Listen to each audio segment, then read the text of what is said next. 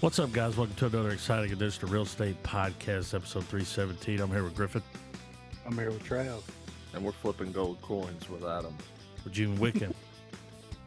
It's here, guys. Decided to win our wigs. I brought it back. I've been. Are those I have Cougarans? Been Is that what those are? excited for this, dude. I don't know. And then they never really explain the coin, but it's something to do with a Continental, right? Like it's a... Yeah. Because he had a bunch of them. I think it's like they're limited to do. It's like their their- in-game currency. It's their crypto. Like, dude, Yeah, yeah. Harry Potter had It's his NFTs. key in this one, you know? Hitman NFTs. Yeah. HFTs. Exactly. There you go. But yeah, June. First Wick, time I've man. seen this one. This one came out in 2014, Yeah. and I remember the buzz. You know, Oh, I they're like, remember everybody "Oh, was like, dude, I didn't know they killed the dog. oh, Because I yeah." remember all the buzz Yeah. around it. I just thought they took it. No. And he wanted it back. And when they hit that dog and they watched him bury it, I was like, fuck these dudes up, man. Yeah, exactly. Oh, Fuck man. them. When he grabs the sledgehammer and the dad's giving the rundown of who John Wick is, and you're just like, oh, they fucked The up. And fucking boogeyman. Dude, I was telling Griffin a minute ago, like one of my favorite scenes still is like, because like these motherfuckers are like the bad guys are terrified of this guy, and Cops, too. oh Yeah. yeah, but he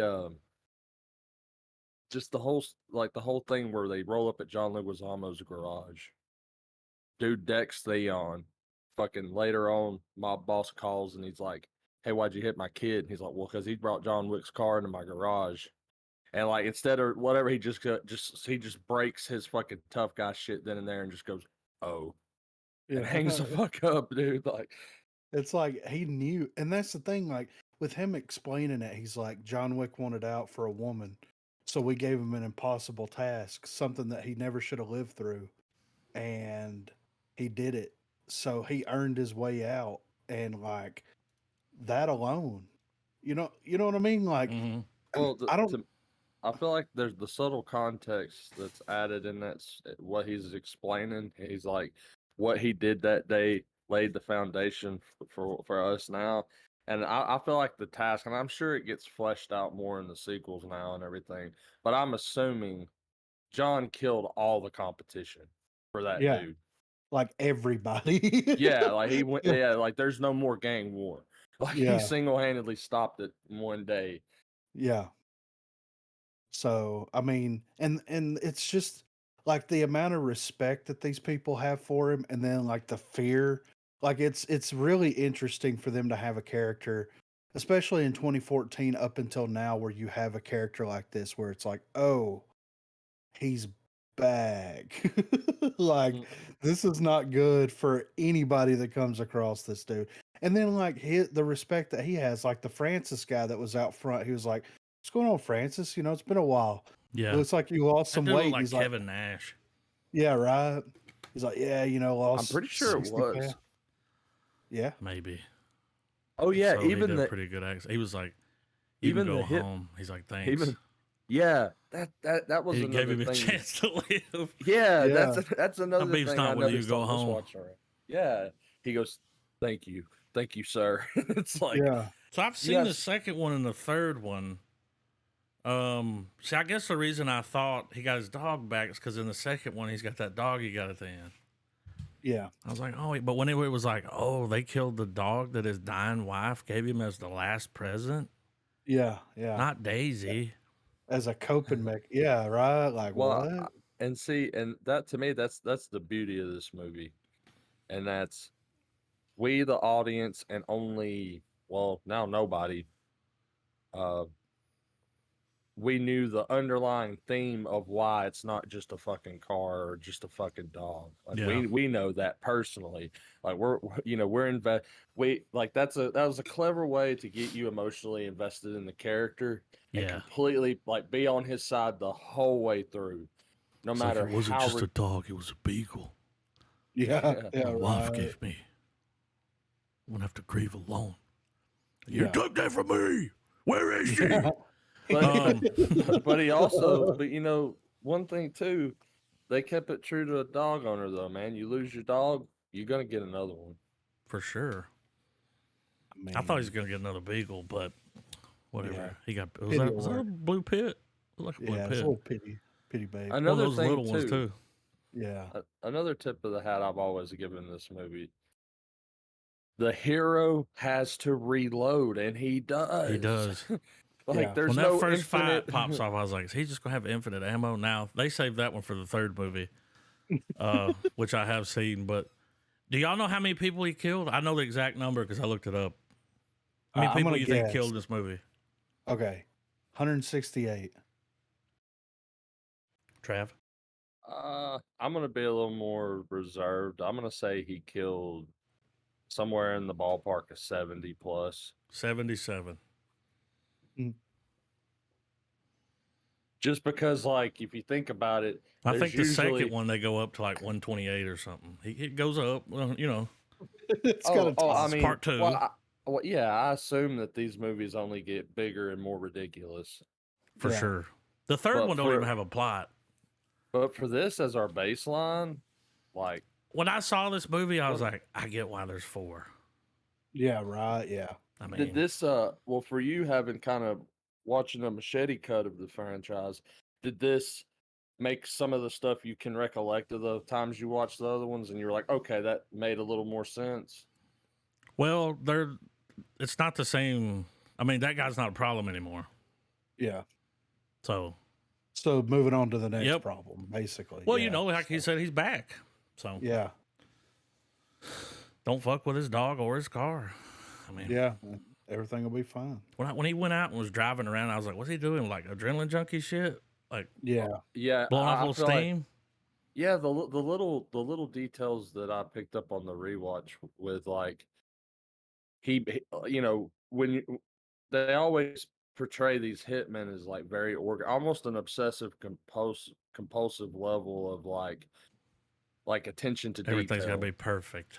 Everything lays a certain Yeah. way. When he gets his suit on, it is like Cool perfect suit. press. You Yeah. know? Well, even William Dafoe, when he comes home, puts Yeah. his wallet in the bowl, puts his watch down. Yeah. And He's I- All got right, I let's feel- get it a going, you know? And I felt like the car sequence we were talking about, that was filling the void that Killing was doing, for almost like a, you know, like Blowing off some steam, adrenaline junkie. it was his methadone, you Going know? at that Yeah. the tractor full speed and stopping right before you hit it. Well, and you got to think too, like this is right after his wife died. So And see, like, that's what I took it initially, but on the rewatch for me, that's where I was like, oh, like it's serving that purpose for sure. yeah. But it's also like just like I guess I realized there was more personality to John Wick's character than Whoa. Murderly. yeah, because like I mean he, you know, clearly I guess the Adam, I guess this is aimed more for you, man. I mean, did you watch the sequels too, Griffin? No, I've only watched this one. So does he get more line? Like, does he still try to stay kind of like man, he a don't few speak words much. throughout it? Low and slow. Yeah. A lot He of talks with his yeah. face. Where Owen Wilson goes, wow. John Wick goes, yeah. I like the way that dude called him and he's just listening. Yeah. Oh yeah, they know he's He's like, answered. Let's not get all upset now, you know, like let's. Yeah. And he just hung up the phone. It was like, fuck. Yeah. The soundtrack. Get me a also, helicopter, you know? the music was fucking mint. We'll need a Yeah. private island, something. Fast car. Secret identity from the CIA. John Wick wants to kill me in my life. Bury me, little tiny bugs feasted on my ass. Yeah, little tiny bugs are gonna feast on your ass because he's Hmm. like when he's got Theon in an embrace and he's like, dude, you can run, but like he's coming for you and you can't do nothing because there's nothing to do. Yeah, Like it was old Game of Thrones. Yeah. He had his dick in this one though. another person I noticed too in the movie, the doctor. Yes, the Asian guy. Yeah, that's the key maker from the Matrix trilogy. Oh. Yeah. I think Morpheus comes in at some point too, right? Oh, it's he gotta. I mean, you know. I mean, other than Neo, I mean, we've seen Keanu Reeves do some great performances, you know, this, that, and the other. But like, other than Neo, like, has John Wick It shrouded has. the Neo? You know what I Yep, mean? Like, for sure. Because it's people that, eclipsed. well, like a lot of people don't get into the Matrix as much action as, you know, they'll get into that first one. But Yeah, then when it gets into all that sci-fi, it's like, this is yeah, just straight action, man. yeah, Oh yeah. Just killing. And yeah. man, I mean, just point blank, just Well, shooting people in the face. Just well, what's crazy is so the Matrix movies were heavily influenced by like a lot of anime, like Ghost in the Shell and all that stuff.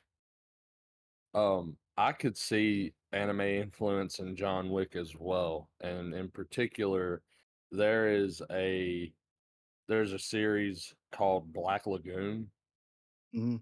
and it's more or less the same concept as this universe where it's like you have all these contract killers. They all have a hub where they meet. They all are, it's more dog eat dog in this show or whatever. But like, the framework is very very similar. Like Right. there's areas where it's like, all right, y'all don't fuck with each other while you're here, and if you do, you're really fucked. And Yeah. I noticed that as well. Like it's it, you know, it seems to be a hallmark with Reeves getting these like franchises, is they have a very like hell. The ending of this movie was very anime. It ends in the rain. They're both talking shit. They both just fought it out. he Like said, I'll be seeing you, John. Yeah. Well, yep, I'll be seeing you.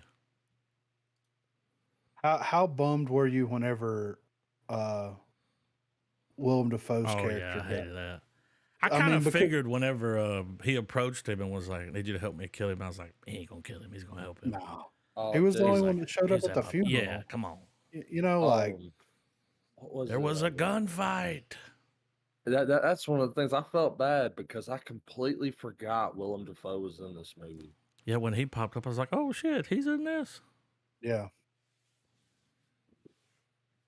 it was it was so well done, man. That sequence where he shoots, like, they've got John Wick tied up to the chair, you know, and they're strangling him with that bag over his head, and dude snipes one of them. He gets out, grabs that shotgun, runs out, and Yeah. it just stands in the road and just starts unloading. Mm-hmm. It's just, and then he's just like, "Look, motherfucker, like, this shit ain't done. Yeah. Like, either Boogeyman. kill, Oh, yeah, the carefree usage of guns in this film is so absurd.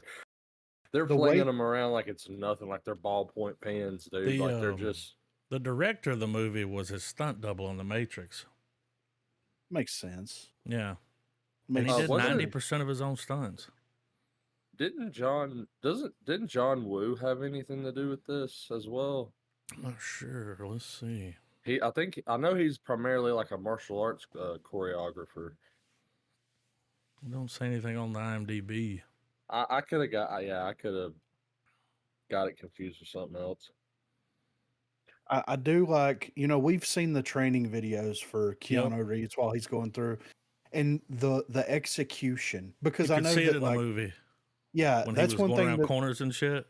yeah, this movie prided itself on being like the first action movie that was like true to life, as far as they kept track of the bullet count, they reloaded when they needed to. He actually held the weapon, like, because, you know, he's holding the weapon at his chest. He's, you know, whenever he's maneuvering around, he's not Yeah. holding it way out in front of him. Yeah, you bring He's it in holding like it, that so you can keep a hold on it like it's yeah, way more Yeah, stable. he's not Arnold Schwarzenegger and Nah. the weapons around, you know. yeah. And it's just like seeing him maneuver through there, and then like whenever he gets in like fist fights, Mm-hmm. they play out like they play out more like real fist fights Yeah. than an exaggerated version of like a martial artist thing or whatever, because it's like the whole time that he's fighting, it's like he's using his weight and his momentum Mm-hmm. against whoever he's fighting against, whether they're bigger than him or not. Like MMA fighters, you know what I mean? So Yeah. like, I really like the way that the choreography, with the gunfights and the hand to hand combat, and the way that it flowed between the two. And something I noticed in all the fight sequences too, uh, he like he would do this thing, and I see it all the time, and I've seen it like in video games, like when we've squatted up and played stuff, man. This tactic of down the guy you're aiming at, kill everyone around him, then kill him. Yeah. Because he did that a lot, like He's almost baiting 'em. everyone. Yeah. I mean, you know, sometimes you got to get a good bait. Sometimes you got to bait them. Yeah, I mean, D but for the B. yeah. Dean Winters, the fucking Mayhem Insurance guy, was in the movie. I know. You know what I'm talking right? about? When I saw him, I was like, those fucking commercials are hilarious. Yeah. Well, what was even more funny is when his death finally shows up, and he's on the side of a van or side of the SUV, like the one commercial where he's just hanging on to it, Yeah. being like, I like to do blah blah blah blah blah blah, and then you see hitting trash cans and shit, and seeing that, I thought that was like a little nod to like, yeah, fuck you, and he did, When he gave him that gun, he said something. He's like, English. And he said, good luck. Yeah. Oh yeah, at that point when he's just in the back seat, just like it's Smoking a fucking cigarette. over. It's fucking over, It's great, man. Like I bought this on Blu-ray whenever they had the Black Friday Blu-ray selling, like in because this came out in 2014, so probably 2015, 2016. Just based off the hype, because I hadn't watched it and I bought it and I was like, I'm glad that because you can pop this thing in anytime. It's an hour and a half. You get just enough of the world to see like the Continental and the Sacred Ground, and you've got all these different hitmen, and you've got all this other shady nonsense that's happening, this, that, and the other. And they don't lore dump on you. They just kind of like, like that chick, she goes out in the middle of that courtyard area, and they just like gun her down. Consider your membership revoked. They Yeah, just walked past her. Yeah, they all shot her. It was like the guy said they had some pretty serious consequences for people that. Yeah, heavy penalties. Yeah, it sucks that the receptionist guy is no longer with us, because I do like his character a lot. Oh yeah, he's just sitting there chilling, letting the phone ring while John and the woman's fighting, and then finally when it's all said and done, he's like, "You good, man? You gonna need a dinner Noise reservation?" complaints. Yeah, that noise complaint thing was awesome. The double speak that was throughout the film, was really cool. Yeah, like there's a whole language to that, or like, and to add to what you're saying about like them not being heavy with lore dumps. It's cool when they take when people can make a movie, and it's just like the world they're in makes sense, and you can suspend your disbelief, yeah. Just and a straight up revenge flick. yeah, and the whole idea of it, just like all you need to know is that there's just this big organization where they all know each other. And it's cool that like after watching it now, considering all the sequels and the shows and stuff they're trying to branch off of it, um, it makes more sense, and I'm a little more optimistic about the idea of at least the show. Yeah. Because having a show take place at that hotel, like that presents a lot of cool storytelling opportunities with like seeing stories that might not carry a John Wick film, but are still interesting and cool. Yeah, like you might get an hour out of a story, a little one and done mission, as opposed to like, well, we're going to write an hour and a half movie and it's not going to live up to what we've currently got going on. Yeah. But I mean, I think John Wick 4 was like 3 hours long. Like it's supposed to be like the craziest, because when it came out, everybody's like, dude, it's amazing. Oh man, yeah. It was it trended as blockbusters do, especially when they're good. Now I'm that one does excited. have Lawrence Fishburne in it. The new one? Yeah. I was thinking that there was one of them that had him in it. They brought the stops out. Bill Skarsgård, Clancy Brown. Oh god, I hope Clancy Brown's the bad guy. They're like, yeah, they're like, yeah, we're gonna need 3 hours. Yeah. Got a lot of characters and a lot of shooting, you know. Well, I feel like that's probably where the lore dumps at, you know? Yeah. You get a little more of the hotel in the second one. Like they start, you know. Yeah. Like they keep Exploring the that as world. they keep that as like the hub Yeah. per se. Him going in that vault and dumping, like he kills those guys, Dude. tells the chicks to get out. Then he piles everything up, throws those in, like incendiary grenades, whatever they are, on top of it. And dude's like, "You burnt all my money," and he's like, "I felt really good about that." Yeah. And it's All this like- blackmail shit too. Yeah, everything. Oh man, it was. He went after him, dude. And then I love like some people. I've seen comments where it's like, oh, it's kind of a cheap, you know, like he finally gets to the kid and just shoots him and it's done. And I'm like, but that's the coolest part. Yeah. Like That's he snipes all these guys. He blows the cars up, and then as the kid's running away, and the kid's trying to say something, he just shoots him and just walks away. Yep. Like, No fucks given. yeah, he did what he was set out to do, and he was done. He's like, I'm leaving town. He's like, you know, the Continental, the management's sorry for the disturbance. Give you a brand new car, you know, and then he gets the phone call, Mhm. Marcus. And he's like, this aggression will not stand, Yeah. man. No. I mean, it was nice that they gave Marcus a moment where he could, you know, he takes out the goons. Yeah. And you're like, yeah, like don't let him go down. Oh, as he a said he was goon. going out his own terms. Yeah. Mhm. But I yeah, mean, he was full Defoe, bro, in this movie. DeBro, DeBro. Willem DeBro, dude.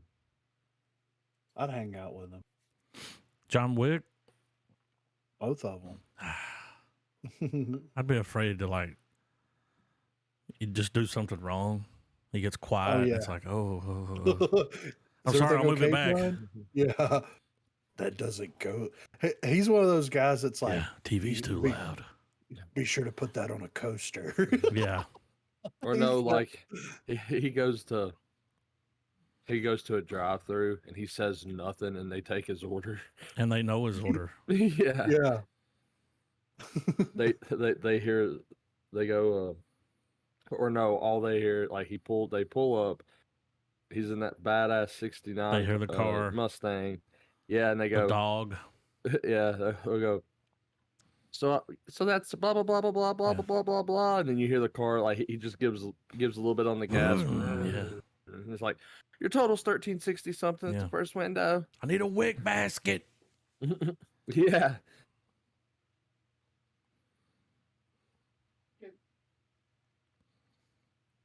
They give him the wick basket. It's a But beef yeah, biscuit. He goes to a library and they know exactly the books he wants. Like that dude, that's a skit. That's some skits right there. Well, he's like the new Chuck Norris. Yeah, for sure. Yeah. You know what I mean? Yeah. Chuck Norris checks under his bed for John Wick. Yeah. You know what I'm saying? Dude, the handing of the torch. And he pulls it off through that black suit. Yeah, right. Pretty cool look. It's like, look, you're going to a funeral. Yeah. I mean, yeah, I can agree that, I mean, now, you know, people will always see him as John Wick. Me personally, he'll be Neo first, then John Wick. Yeah. For some folks, he's Bill and Ted, you know? Older generations. Yeah. Yeah. So and it's crazy that like he's been able to have a brand all throughout his decades of acting, you know? Well, and spread that out. Yeah. Like, not just get stuck. Yeah. Like, get stuck playing Bill and Ted the rest of his life. Yeah. Oh yeah, you watch that and then you watch this and just completely skip Or the in Speed. between. Oh yeah, Remember and how big that movie was? I was gonna bring that up too. Point Like, Break. dude, the money he made off Speed probably kept him good until he Yeah. started doing The Matrix. They wouldn't pay him what he wanted for the second one, so he I had to do get it. it. I But get it. I watched Point Break a lot when I was a kid. Yeah, I really that was a liked that good movie, the one where they wore the mask and robbed the bank. Yeah. You know, Fucking, what's his name was in it? Oh, Swayze, dude. Mm-hmm. Oh, Roadhouse. I had Yeah. the time of my life. They played that at his funeral. Did they? I don't know. I just Like they some- should have, right? That would be on brand. Yeah, for sure. They dude. showed the video of him and her dancing what's playing, Yeah. or the It's like, scene where he's whoa. Holding doing her the up from Ghost where he's doing the on clay. the pottery. Yeah, No, but for real, Roadhouse, when he cruises around that lake and just stomps ass everywhere he stops, that was cool. it was. But yeah, John Wick, number one, it's getting a full star from me. It's getting a full coin. I'll give it a Cougaran. I think they were Cougarans, and I They only were know what cool. that is because of Lethal Weapon. Yeah. Yeah, dude. Full star. Great film. I haven't been this excited about watching a movie franchise in a while. Yeah, I actually was thinking about that the other day too, man. I was like, I'm hyped for something that's not Marvel or Marvel. Star Wars or Yeah. Yeah, whatever. like it's refreshing. Yeah.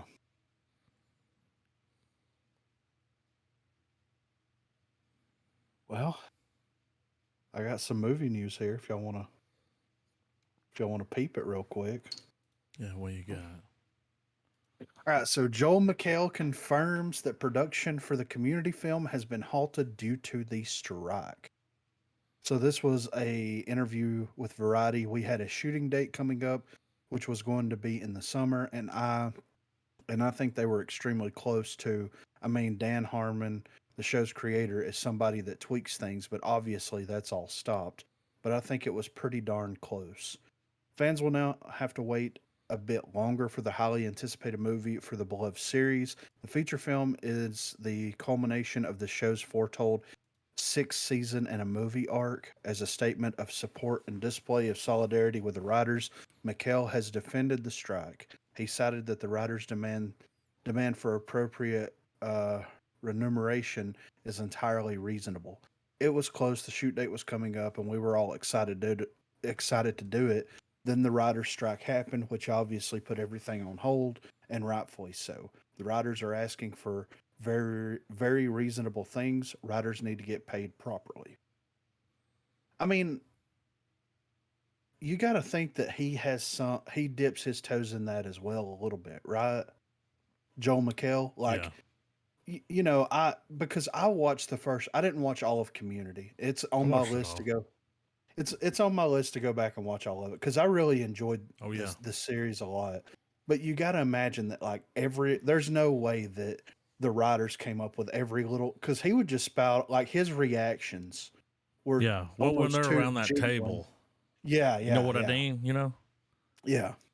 So, and here's my question. Okay, why in the love of God did they not cast the blonde chick from Community as Captain Marvel? Britta. I yes, I think she would have been a perfect captain. I was thinking about that the other day. I don't know why it crept in my mind, but I was like, because I'm sitting over here like, Brie Larson, and Yeah, then I'm like, you know who would be the perfect Captain Marvel? It would be the chick from Community. She had a great personality. yeah. She's Big the eyes. right age. Yeah, like she's fun to watch, and she kind of like resonates with audiences based off of the work that I've seen her do. So like, I don't know, they kind of missed the mark with that in my opinion. I feel, but that's neither here nor there. But yeah, so they are working on the film for Community, and I do, like I said, I do want to go back and watch all of it. But I watched like 4 seasons of it, 4 or 5. So I made it almost all the way to the end. Because didn't they have a break? Yeah, I think they came back and did one. Yeah. It got I think, maybe Netflix.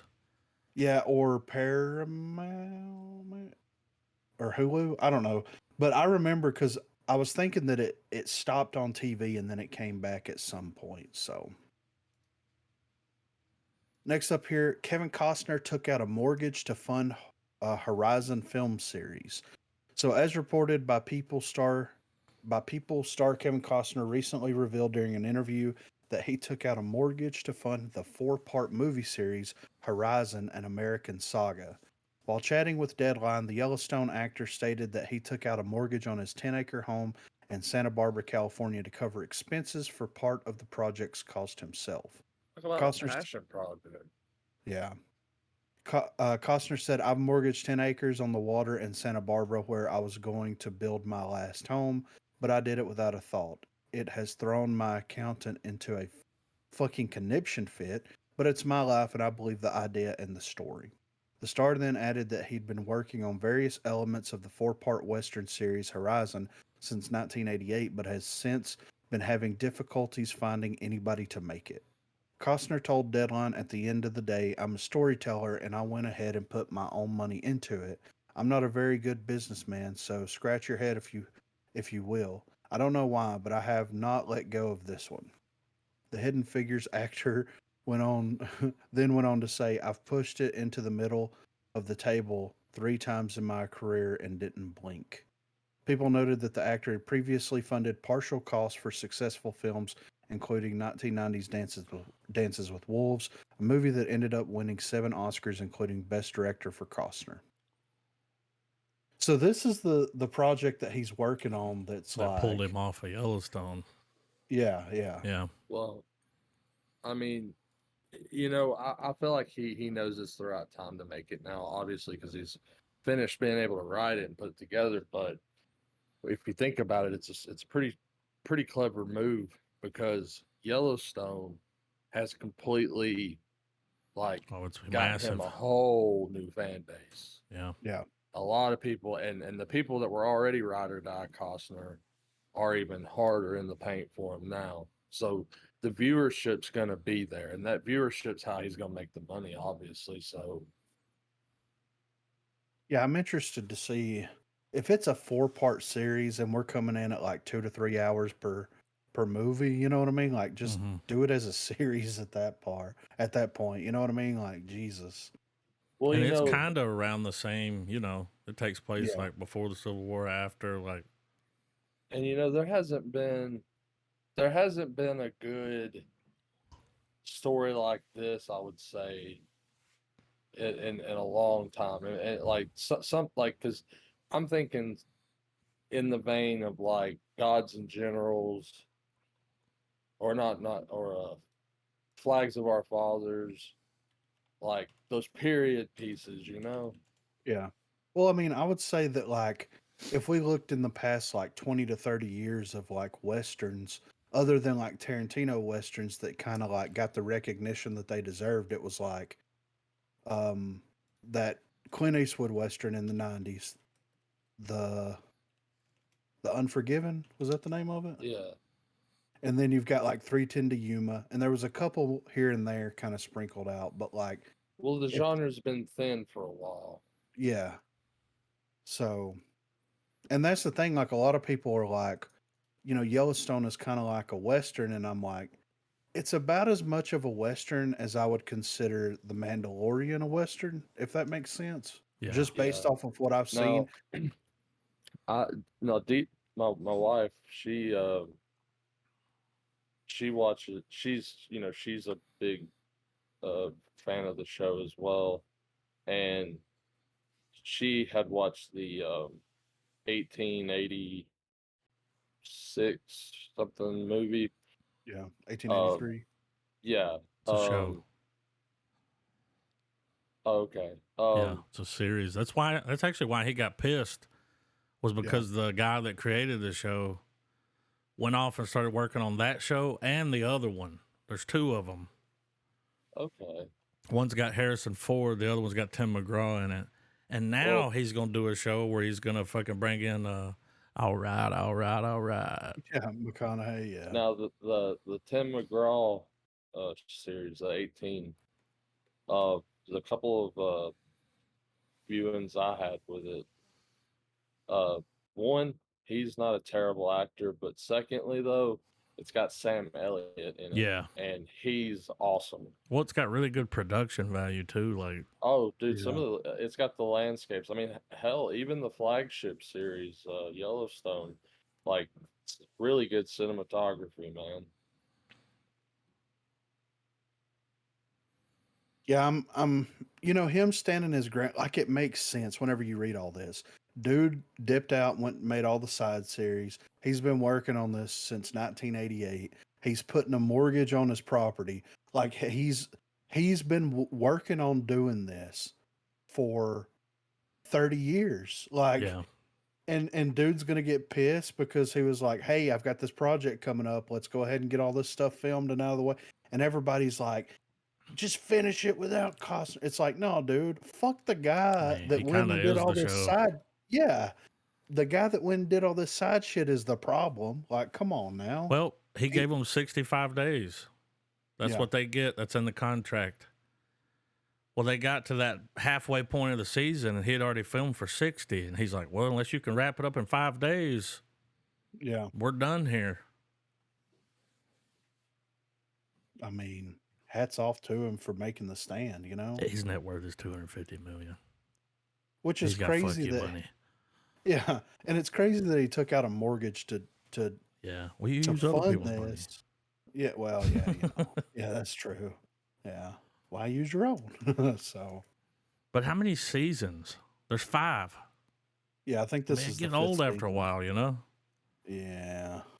And for these type of shows that borrow the intrigue aspect of Game of Thrones, where it's like, who's going to undermine who to be the successor to this, that, and the other, um, you know, it's it it usually shouldn't go further than 5 seasons. That's enough to tell a story that's its primary gear. Yeah. Well, I think they were going to do one more season after this one, and it was going to be done. Because like So at one point, I was in there talking to her, and she was watching it, and like they, it's almost like this dude's family infiltrates the local government Yeah. He to runs in keep him politics. clean.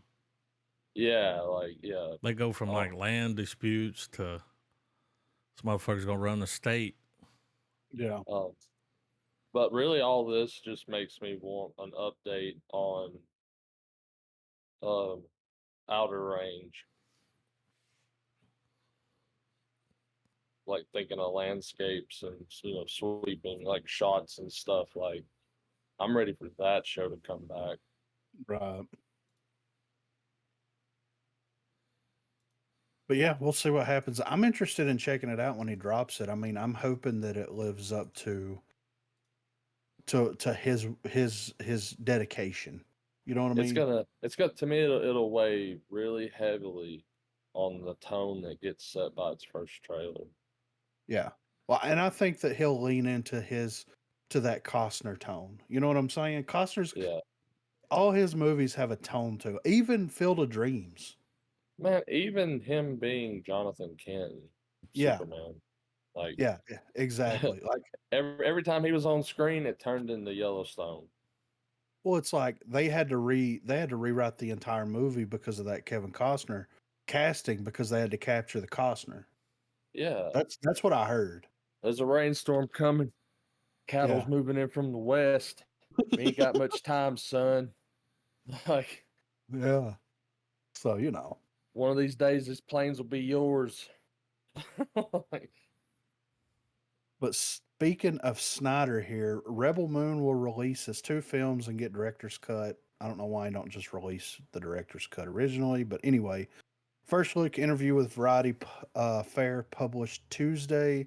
The director shared his expanding plans for his latest project with Netflix, which is a concept Snyder has been mulling since college. The sci fi adventure will debut on the streamer December the 22nd, follows a woman with a mysterious past who is sent out by a peaceful colony on the edge of the galaxy to find warriors after the society is threatened by the armies of the tyrant. But the project will actually be two movies after the writer director spoke with Netflix about his 72-page script, which translated to nearly a 3 hour movie. Stuber was like, "Oh, the service on the service under 2 hour movies really do better for some reason, even though you'll binge watch a series of 8 episodes." Deborah Snyder, Zach's producing partner and wife, says, "Zach said if you ask me to make it less than 2 hours, I'm going to lose all the character. You won't care about these people. It's a character story about how people can change and redemption and what you're willing to fight for." So he said, "What if I give you two movies?"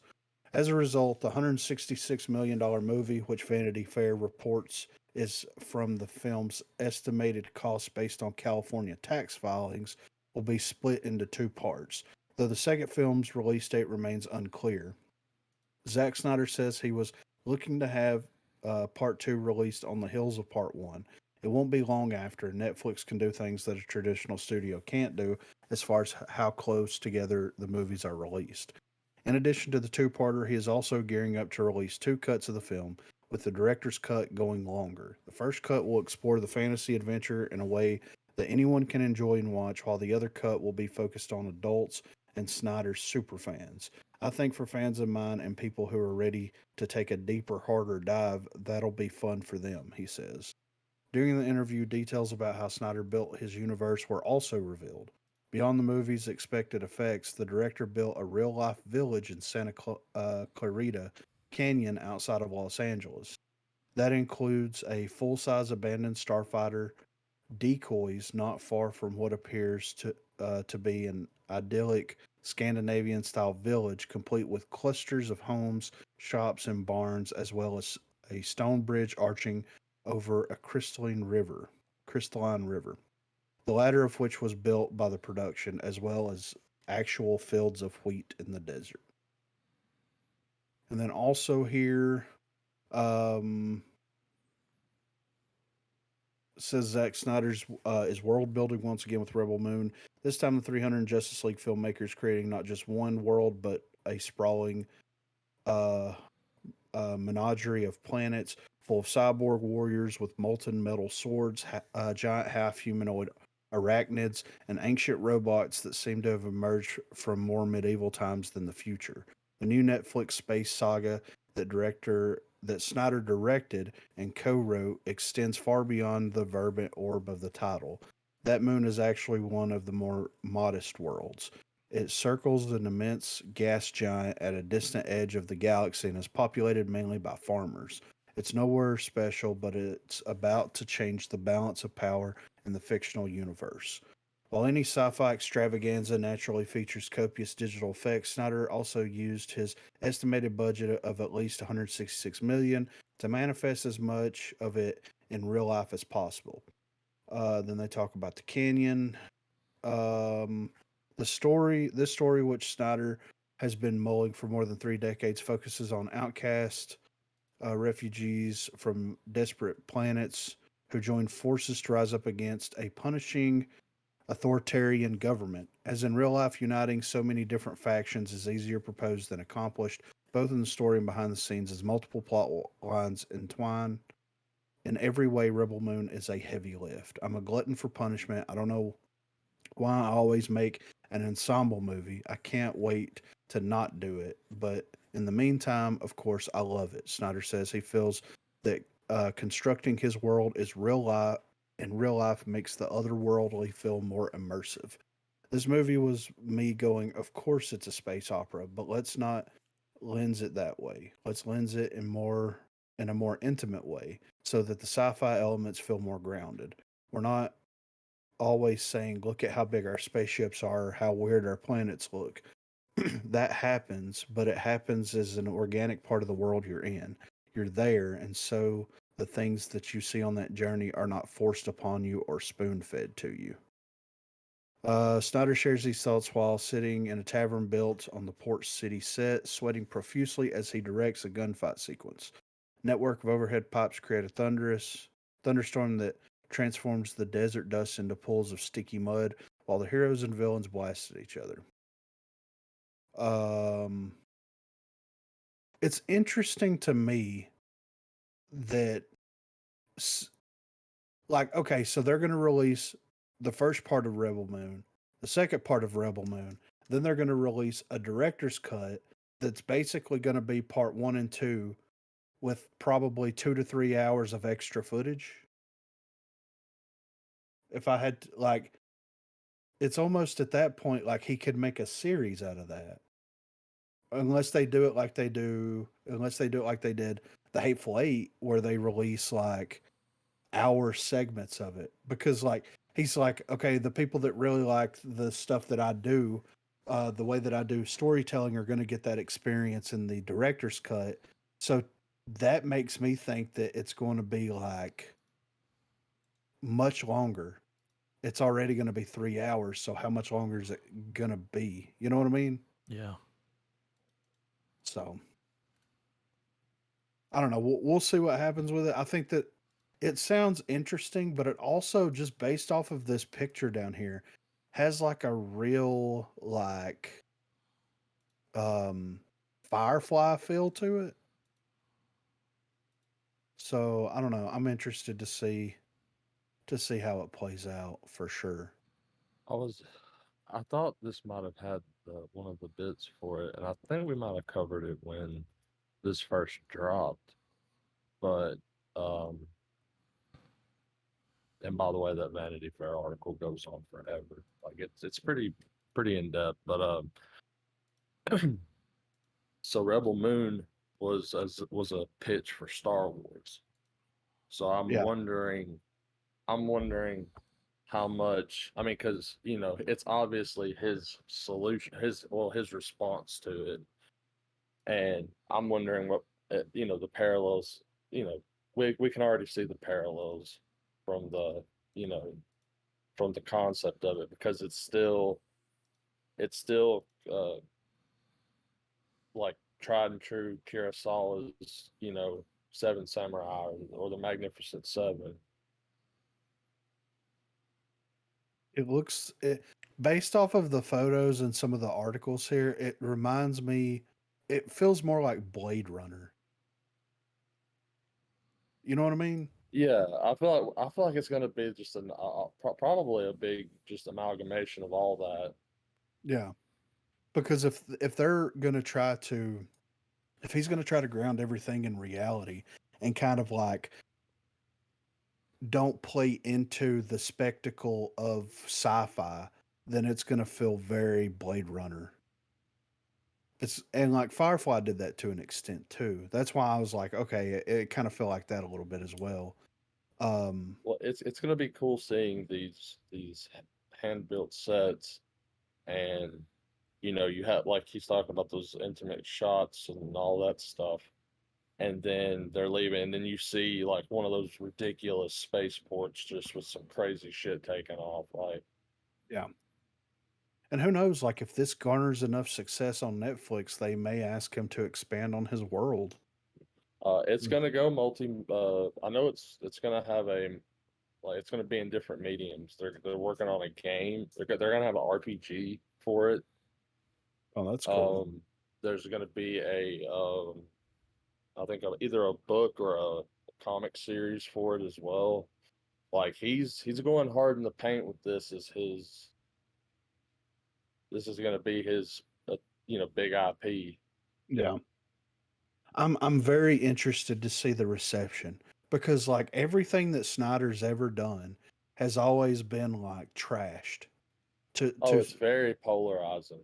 Yes, because like Sucker Punch, people shit all over Sucker Punch.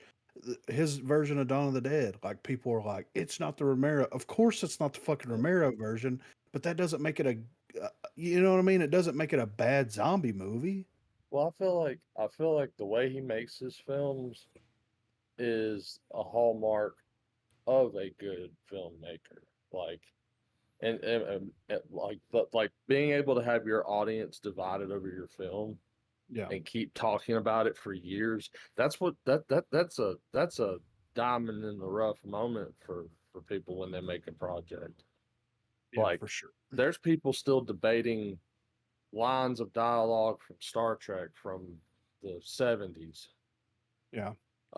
Star Wars is still heavily debated about certain things, like, and, you know, I know we're all fans of the stuff here, but like the fact that this guy made only,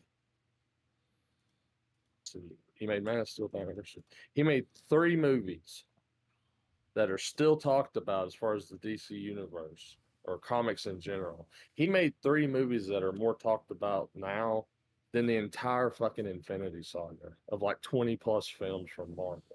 Yeah. And I think that says a lot. Like, whether it's people like shitting on it or people praising it, just the fact Yeah. that it can generate a conversation, which is what one of the things people like about movies is being able to watch a good film or watch a film that they like and maybe their buddy didn't, and being able to kind of talk about it and be like, hey man, like it would have been better with this, like kind of the whole basis of what we're doing, you know? Yeah.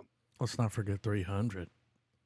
That's what I was gonna say. Like, Yeah. just looking at his filmography, the only universally loved movie that he has released has been 300. And everything else, everybody has shit. Which I haven't seen Legends of the Guardians, the Owls of Gaholi, or I whatever. watched that with the kids. It was, I mean, it was a kids movie in my opinion, but it was good. Yeah. He's just got his style that makes him like, he's got that filter kind of the same way JJ Abrams has got the lens flare. Yeah. Sam Raimi's got the weird camera movements. And, just like all those other directors, there's people that really fucking hate it, and there's people that really like it. I personally think his movies look clean as hell, regardless of the opinion of the film. Yeah. Which, oddly enough, one of my favorite movies from my teenage years was the or the director's cut of Dawn of the Dead. Yeah. And I thought Absolutely. and I thought he did a fantastic job with that. Like, I Yeah. didn't even, like, if you went into that expecting it to be like a George A. Romero film, get your Yeah. head out of your ass. Yeah. Like, I mean, same with Watchmen too, though. And I get the arguments for Watchmen, but like, I mean, he was trying like his approach to Watchmen was still good. It was different, but it was not bad. So like, I don't dude, know. how can anyone watch them? I mean, I know the scene doesn't make the movie, but how can you not watch the Dr. Manhattan sequence where he's created Yeah. that whole thing where it starts with him at the fair with that girl, him, going through the accident, that whole sequence, it's like 5 or 6 minutes, man. How can you not watch that and not be like, dude, that was really good? Yeah. I know. Like, from the writing, the like all of that. Yeah. Like, dude's got an eye. And funny enough, it was one of his interviews that he was doing recently. He did like a podcast circuit for a little bit there a couple of months ago. Um, and I didn't know this, but apparently he was a painter. Like, he, you know, dabbled in he was like he dabbled in art and all that kind of stuff, and then went from that to filmmaking. And it makes sense because his movies, some people hate his filters. I think his filters look great. Like, the colors look really, like, all the colors are very deep. Yes. I agree. Like, his iteration of the Superman suit, I think, is the best iteration of the whole uniform. Like, period. Yeah, I agree with that 100%. Yeah. But yeah, well, I'm interested to check it out, so we'll probably, after it comes out, we'll have to peep that for sure. What comes out December 22nd. Yeah. So, I mean, Merry Christmas from, some Rebel Moonage. From Papa Snyder? I mean, Santa Snyder, Santa Snyder, baby. Snyder Claus, dude. Snyder Claus. I was about to say that. Yeah, like, I mean, just throwing it out there.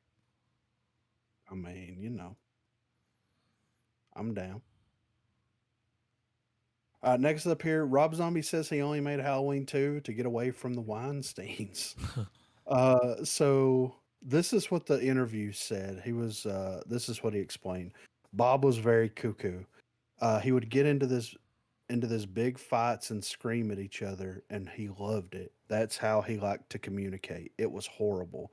It was 3 years of that. By the end of it, I was insane because it was like being in crazy world, and it was all done with negative energy all the time. They would find a way to upset every single actor. When Bob watched the movie when it was done, he calls me and goes, I hate every single fucking frame of this movie. You have to fire your editor. He's a fucking idiot. He don't know what he's fucking doing. This is what it was like every single day. And he calls a lot. At first you try to appease it, but you can't appease it because it's just crazy. Damn. When Halloween came out on Labor Day weekend of 2007, it pulled in more than 31 million at the box office. It was a record that was held until 2021 when it was finally dethroned by the opening of the big budget Marvel movie Shang-Chi.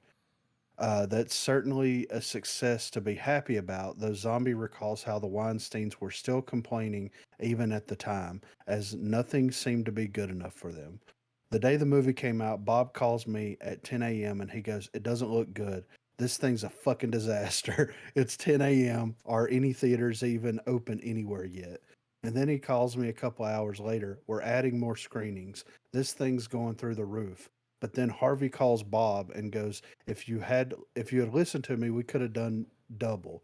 So then they start fighting. The number one record breaking weekend isn't good enough because I was talking to some people in their office who were like, oh, it's a nightmare here right now. They're fighting. They're screaming at each other over why it's not 60 million. That's, Good God. yeah.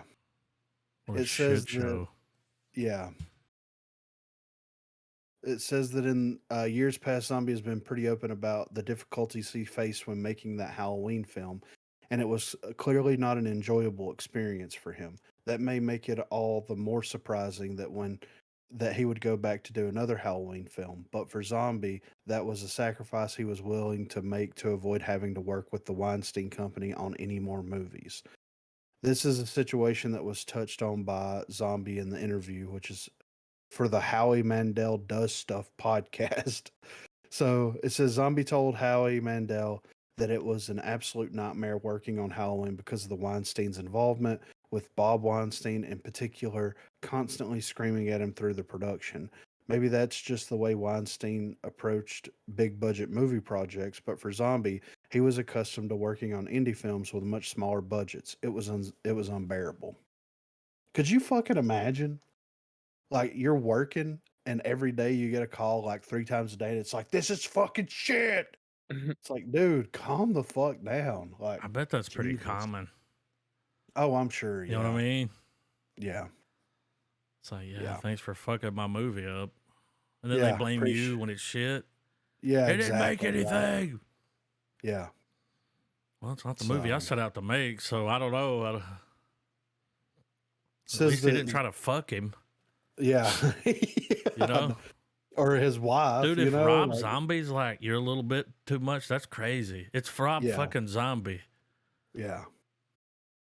Says Zombie also described how Bob Weinstein would chime in with bizarre ideas, at one point suggesting that Michael Myers wear a necklace made out of human ears. But by that point, however, much of the movie had already been shot. What is this, making it far too Vietnam? late. You know? Yeah. Yeah. Not that Zombie would have wanted to do it anyway, calling the idea dumb on every level. That was just one of the many crazy ideas that Zombie said was presented to him by the Weinsteins, making the experience all the more bizarre. The problem for Zombie is that he'd signed a 3-picture deal with the Weinstein Company, and that meant that he was contractually obligated to work with the Nightmare producers on 2 more projects. At first, he was declining their offers to direct Halloween 2, given how miserable he was making the first one. As the search for a director went on without him, however, Zombie realized that he could use this as an opportunity to get away from the Weinsteins. So the filmmaker went to the producers and said he'd make Halloween 2 on the condition that they wouldn't have to work with them a third time. Fortunately for Zombie, they obliged. I go to make the sequel, which I refused to do at first because I just wanted out of my contract because I wanted to kill myself. Had a 3 picture deal. Then a couple years later, they had fired 12 different directors for Halloween 2, so I came back. I'll direct it if you let me out of the 3rd picture, so I don't have to do 3 pictures. Let me out of the deal and I'll do it. So I go to shoot that, and Bob comes to the set. He's showing me the trailer for my Halloween as if I've never seen it. And he goes, "Every frame of this movie is fucking genius." This is the same guy who said every frame in this movie I fucking hate. Like, Jesus, could you? Anyway, it's crazy that that's like the thing, that people Yeah. have to deal with. But yeah, Well, what's insane is that for years I thought it was the understanding that like Zombie was able to tell his whole story and that he had this kind of control over it, and I'm sure he did. But I guess just like the criticism on the studio end with him, yeah. that would get fucking annoying. Well, and it sounds like how the Rob Zombie Halloween movie wasn't bad. The second one, meh. He probably went in there and was just like, let's fucking film this as quickly as we Yeah. possibly can. Let's get this shit done so that we can get the fuck Whatever out they of here." say, just do it. Yes, He phoned it and in. yeah, and you can't blame him. Like Nah. whenever you kill someone's creativity, you know what I mean? Might Yeah. as well hang it up. So Chris Hemsworth thinks Thor: Love and Thunder became far too silly. So the fourth Thor outing, Thor: Love and Thunder, became far too silly, according to Marvel star Chris Hemsworth. Speaking with GQ, Hemsworth, who has played Thor throughout the MCU, explains why he thinks Thor: Love and Thunder did not receive the same critical acclaim as previous outings. Thor Ragnarok. I think we just had too much fun. It just became too silly. It's always hard being in the center of it and having any real perspective. I love the process, it's always a ride, but you just don't know how people are going to respond. Released last year, Thor: Love and Thunder finds Thor on a quest for inner peace, but his retirement is interrupted by a galactic killer known as Gore the God Butcher, who sets the extinction of the gods, who seeks the extinction of the gods. To combat the threat, Thor enlists the help of King Valkyrie, Korg, and ex-girlfriend Jane Foster, aka the Mighty Thor. Together, they embark upon a harrowing cosmic adventure to uncover the mystery of the God Butcher's vengeance and stop him before it's too late. The sequel saw Hemsworth reunite with writer director Taika Waititi, with the pair continuing their more comedic take on the superhero. Unfortunately, where Thor Ragnarok seemed refreshing as it leaned into both Waititi and Hemsworth's comedic sensibilities, Thor: Love and Thunder quickly became a much more diverse MCU outing. The sequel is now one of the lowest rated installments of the Marvel franchise. Well, they tried to capture lightning in a bottle twice. Yeah. See what I And it did was there? He said, yeah, and it wasn't the adult critics letting Hemsworth know the problems with Thor: Love and Thunder. The actor's kids' friends let him know about the issues as well. It's a bunch of 8-year-olds critiquing my film. We thought this one had too much humor. The action was cool, but the VFX weren't as good. I cringe and laugh equally at it. It's funny that 8-year-olds are I like was the like, VFX yeah, what? suck. I'm like, you Yeah, don't have any right. money. Yeah. Hemsworth was clearly has clearly learned the tough lesson taught by the response to Thor: Love and Thunder, with the actor recently saying he will only return as Thor if the character goes through some major changes. Have no idea. I've said it before. It all depends on the type of story. Has to be something unique.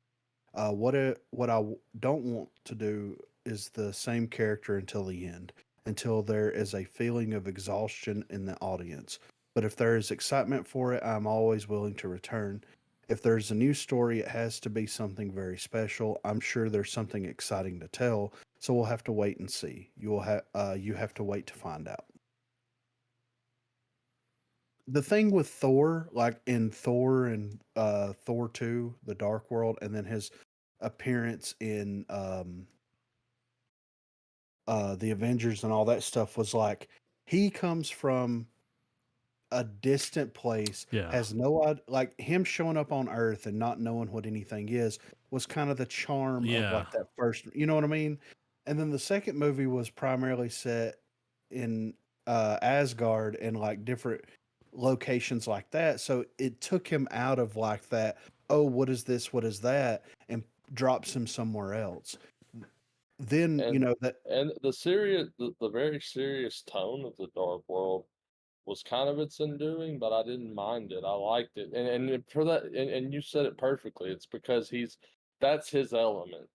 yeah, The comedy of Thor is best when he's on Earth and he's having yeah, to figure When out he's Earth breaking shit. glasses and shit to get a refill, it's like you don't have to yeah, do Yeah, that here. yeah, yeah, and so of course when the lens shifts to where he's actually used to, like shit's real. yeah. And that's kind of what took me out of like Thor Love and Thunder versus like Ragnarok and all of his other appearances was like Thor was always that character that when shit got real, he he went straight. Like look at his arc through like Endgame and Infinity War. He went from like him and Rocket and Groot were going to have, you know, Stormbreaker made and all this stuff and that comedic element between those three characters where he's like you know, Rabbit, all this kind of stuff. And he like those serious moments where he's like, I'm gonna kill you for that. You know what I mean? Like those moments that he had with Oh, Thanos, and then when oh, he and shows up, to add to the Stormbreaker sequence, the whole fact that whenever he takes off, they're like, "What do you need?" He goes, I need a Thanos killing weapon." yeah. I mean, that's the thing with Thor, like in Thor Love and Thunder, like Gore didn't feel like a threat because of the Thanos stuff that had just happened. And on top of that, he didn't take it seriously. Like he didn't go full Thor. I'm going to kill you for this. No, we're going to get our, you know, get these goats and we're going to like hook Yeah, the up to one goats of were a these, little extreme. and it's like it's funny, you know, and all Yeah. this stuff, but like Well, that and see that, yeah, the comedy of that, Taika the Waititi. humor, the humor of Love and Thunder is what made Gore the God Butcher not be as menacing as Thanos. yeah.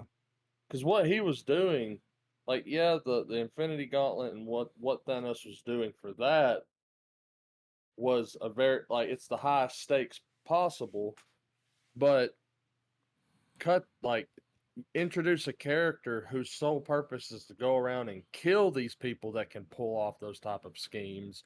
Yeah. That should have been a higher bar that was reached. Yeah, absolutely. I feel like Like we to be kind of got screwed too because they kind of made it look like we were going to see more of him with the Guardians, oh yeah, and then they yeah. just kind of leave. Yeah. And yeah, And it's like, and oh, but what happened all with all that? That could have been a whole thing. Like, yeah, and Yeah. I'm certainly not trying to backpedal because I know that, like, I personally didn't have, like, I I enjoyed the liked the movie. movie. Yeah, Yeah, I had a good time with Thor it, movie. but I absolutely had the same bones to pick with it as, everybody I else. think Yeah. Ragnarok kind of set the bar high for it. Yeah, that's absolutely. And it's like for him to be Gore the God Butcher, he only killed like one or two gods. And then Yeah, You know at what the I'm he end saying? was he like, he just that's didn't have enough. cool. Yeah, Yeah. It's like, and what? and I mean the idea that was there, I was picking up what was being put down, and you know, Watiti did give us our first on-screen look at eternity, which I thought was pretty fucking awesome. But just underlining the fact, man, that humor, the goats, like the goats, I laughed at. I had some chuckles with it. I Yeah. laughed at the overall soundtrack because I'll never forget when the movie went off. Uh, went to talk to the wife for a second, and I was like, finished watching Thor: Love and Thunder, and she said, "I thought you were watching a Guns N' Roses performance." Yeah. I mean, Well, dude, and Russell Crowe I as mean, Zeus, yeah, that was hilarious. it was funny, but like there should have been like, They cut scenes out with him. He had more yeah, scenes. I watched the scenes. They're funny. yeah, There's one where he's like walking with Thor, and he's like, "We can't go with you, but I can help you. I can give you, yeah, And Tootaloo." I even enjoyed Natalie Portman's portrayal as Lady Yeah, Thor. yeah. I didn't have a problem with that at all. I like It was, Portman. yeah. There was just Porkman. Um, some. I love I dug the way that they incorporated Molnar as like a it was Like kind an of the like an motive. affair. He's like Well, yeah. cheating on the other Well, hammer with it. He's like, "Come here." He's like yeah. trying to talk to it. Come here. Well, and on and if we're gonna treat this movie as schizophrenic as it really is, the full Thor aspect of the Molnar plot is that it was killing Jane when Yeah. she wielded it. Yeah, And the whole concept that when she drops the hammer, it takes her back to like, and that whole thing, and the whole moment with her showing up at the end using Molnar after being told, "Hey, quit It's gonna using the kill hammer." you. Yeah, and you kind of have the gut wrench moment where you're We like, had to have "Oh her fuck, she Coulson, used man. it." Yeah, Well, if she doesn't show up there, they don't win. yeah, yeah, She yeah, saved Thor. yeah. yeah. The classic sacrifice. Um, But what he but did, like Gore's his kid comes back and he's like, "I'll take care of it." Yeah, It's like, damn, really? Even after what he just did to you? I know, right? Damn, you better than me. Yeah, yeah. I would have and curb stomped that motherfucker, to add to the Guardians of the Galaxy thing y'all were talking about, you know, Ragnarok and the events of Infinity War and Endgame put that character in a very unique spot that could have had it to where his plot line could have split, where Mhm. you have a movie where it's something like Love and Thunder where it's just out fucking rageous. And then you could make another film where you're like, nah, this is like hardcore Asgardian, full Thor. Yeah, And being able to tell a story that goes that route would have been cool. yeah, I agree. But next up here, Lucas shares his Star Wars sequel trilogy plans and why it didn't happen. I thought you said Star Wars sequel chili. I mean, I had chili for supper, so you know. While the Star Wars fan base has found itself more divided than ever, ask any Star Wars fan, and they'll surely agree that the Disney sequel trilogy yielded mixed results. Thanks to this stark mixture of crushing disappointment and breathtaking elation, many have wondered whether a Star Wars sequel trilogy from creator George Lucas would have been more satisfying. Well, there is now at least partly an answer for fans to judge from. Several intriguing details have now emerged regarding a scrap set of sequels from Lucas himself. The movies are about how Leia, I mean, who else is going to be the leader, is trying to rebuild the Republic, Lucas trying to restart the Jedi. Detailing in the book Toshin's Star Wars Archives 95 to 2000, 99 to 2005, George Lucas reveals that his sequel trilogy would have centered on Carrie Fisher's Leia, but who would have been the face of the dark side opposite Leia's light? Well, this is where things get even more interesting, as Lucas reveals that he would have resurrected none other than the fan favorite, spiky headed, double edged lightsaber wielding Darth Maul. And Maul would not have been alone. So Darth Maul trained a girl named Darth Talon, who was in the comic books as his apprentice. She was the new Darth Vader, and most of the action was with her. So these were the two main villains of the trilogy. So instead of Rey, Finn, Poe, and Kylo, George Lucas' Star Wars sequel trilogy would have seen the franchise led by both a female hero and villain, as Leia must battle against Darth Talon, a Sith under the tutelage of Darth Maul. Lucas's idea had potential, but seeing as how online fandom took an issue with Rey and other women in the Star Wars universe, How it fucking seemed, biased is this article? I know, it seems unlikely they would have accepted this with open arms. It is easy to forget how much many of the fans who now wish the George Lucas trilogy was made also hated the prequel trilogy until the sequel trilogy came out.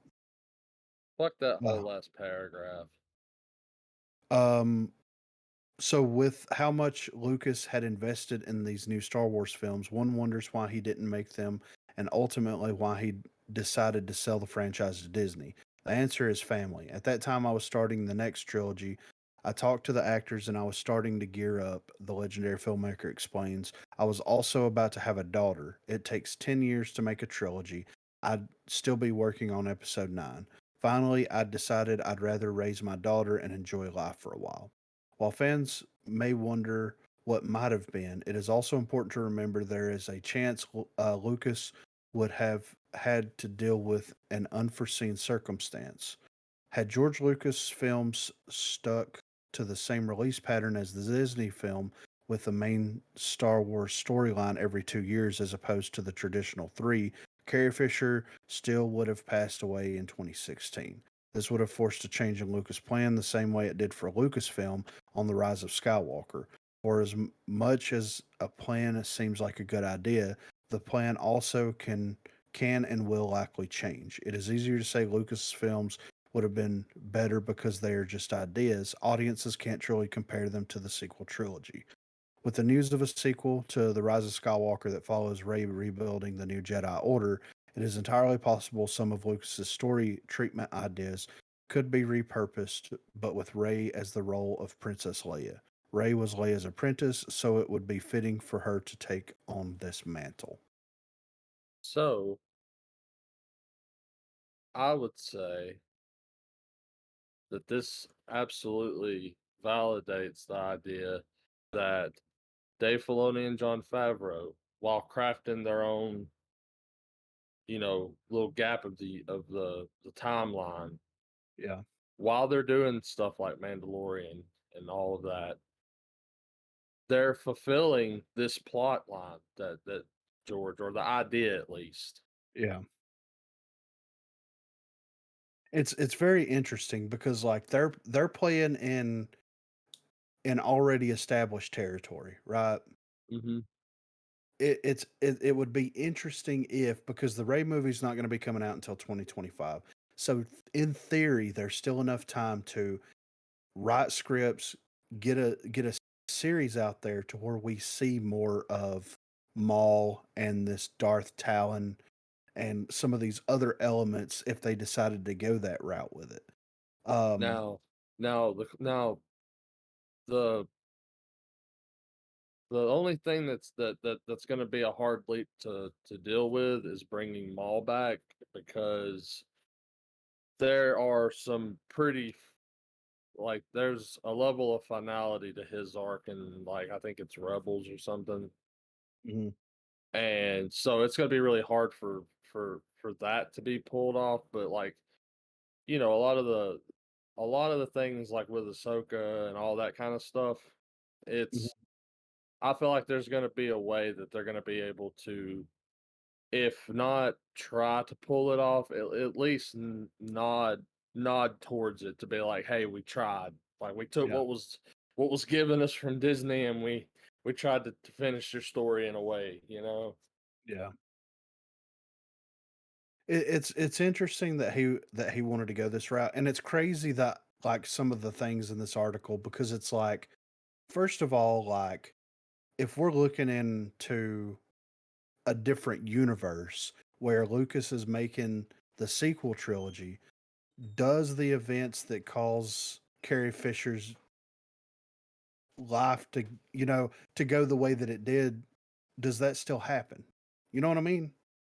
So like, yeah, in theory, if we go by this through line that we are already a part of, then yeah, she would have died part way through it, but we don't know. Like that's the thing. We don't know. So it's interesting that they try to make that gap. It's like, well, she still would have died and still would have had to pivot. And it's like, yeah, but we don't know that. But Like, but I also think too, Lucas would have had the money and the financing at that point, that he probably would have been smart enough to have all the actors, considering they all have their own levels of renown, especially trying to keep Harrison Ford on board for 10 years straight. Mark Hamill with all his various things. He would have clearly filmed all his principal photography all at once for all the movies. Yeah. So, but it is interesting, and maybe in another universe, this is the trilogy that we get, and I don't know. I mean, with Lucas there, I think that certain people that's in charge don't get away with the things that they get away with. You know what I mean? Yeah. Well, So, an interesting point to consider right now. There's a heavy rumor. Um, there's various content creators that are dropping videos about it and everything. But apparently there is rumor that Disney is possibly going to have to sell Star Wars as well as liquidate some of their parks Sheesh. to cover the money they owe Comcast. Mm. damn. Okay. So, but once again, that's just a rumor. I haven't found any concrete articles on it or whatever, but that's I what's would churning imagine in if the they do rumor. sell the Star Wars IP, they'll keep something. They just built that big park. Well, Yeah, they There's no also built way they're that. going. Or I mean, they could take it as a write-off, but I mean, damn. Well, that the part. state of well, that Yeah, the $5,000 a night. what Yeah. Whatever what stupid fucked amount of them money. up too? What you were saying about the tax write-off? What's kind of fucked Yeah, Disney over too the has Florida also shit. been, well, yeah, like Yeah. Florida has turned against Disney. No, DeSantis has. Dude, even Trump was like, dude, do you really want them to leave? That brings a lot of business there. Like, but they do have some kind of crazy ass, like, fucking grandfathered in deal. Yeah. Like, Yeah, Disney's like its own place. It it it had a ain't part of Florida. self-governance. Yeah, it's very interesting when you look into that, Yeah. how Disney's set up there. But Walt knew yeah, what he was doing. that's the word on the street though, is they bled a little bit too much, Mm. and now it's time to pay up. Well, you know what they say. Everybody pays the piper. Yeah. That's crazy though. But I mean, the $5,000 a night, dude. Yeah. What the fuck, man? Like, Your Well, I mean, average. How many you can millionaires do find you think live in the country? well, I mean, Well, and you can find TikToks, YouTube shorts, all short videos of people going through these places, and they're empty. There's no yeah, waiting lines. Like, don't get me wrong, the the the I genuinely feel like Galaxy's Edge is sustained alone by them $200 lightsabers you can build. yeah, Like, that seems to be the big pull from that park. If you go in there, you get you one of those at least. yeah. So, well, Because we'll see what everything, happens. yeah, like the rides seem very like there's not any wait lines in it. None of that, man. Yeah. Yeah. Well, I mean, everybody's like worried about eating and paying Yeah. rent. Buying Yeah. gas. Yeah, Uh, but hey, there's not a anyway. Never mind. shit, Build back I'll eat better. below. Shit, I'll pack a cooler with canned soda and eat bologna sandwiches just to be able to fucking do some shit like that. But Even when I went to Disney World in 2009, right? Mhm. 2009, Yeah. the whole family goes. There's probably, Mhm. I'd say, between 10 to 15 of us. So all expenses paid, right? Yeah. Best hotel they got, the Grand Floridian. You got the food package where you can get food on the card. It's already paid for. You get credits. 35 grand That's insane. for all of that paid for. Room, plane tickets for everybody, travel. Because you're buying into the Disney package. So as soon as you land at the airport, Disney bus there to pick you up. I mean, And you use You're- their tram system. They have a rails that come around to all the places. Like, now it was 5 different parks, Yeah, but Was still, there for a though, But I week, went to mean, one you park don't. every day. But you don't have to want for anything. I mean, You only like get with the so many top. credits.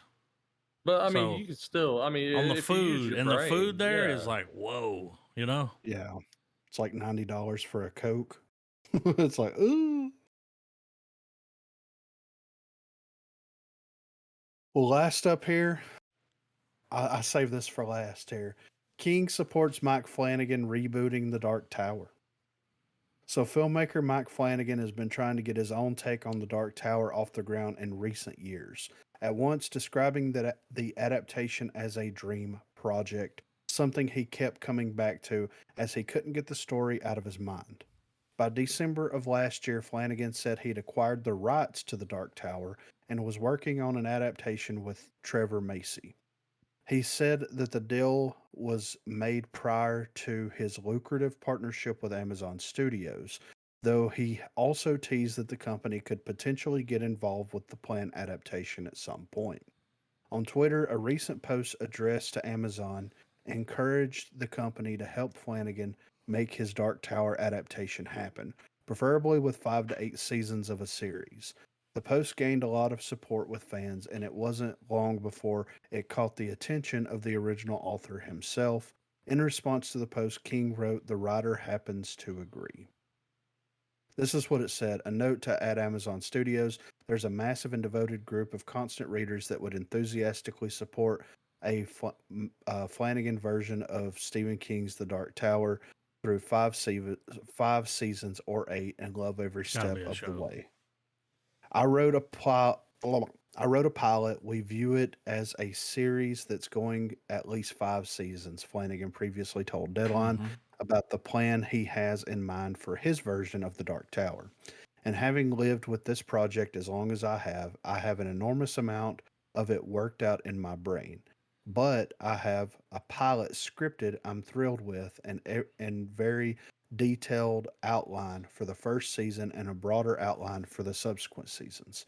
Flanagan also teased that he'd ideally like to make 2 standalone feature films along with the series, Mm. though he also noted, "I think our priority has been trying to get the television side of it going first. We're not going to put the cart too far ahead of the horse on such a challenging project, but that I think is the perfect way to do it."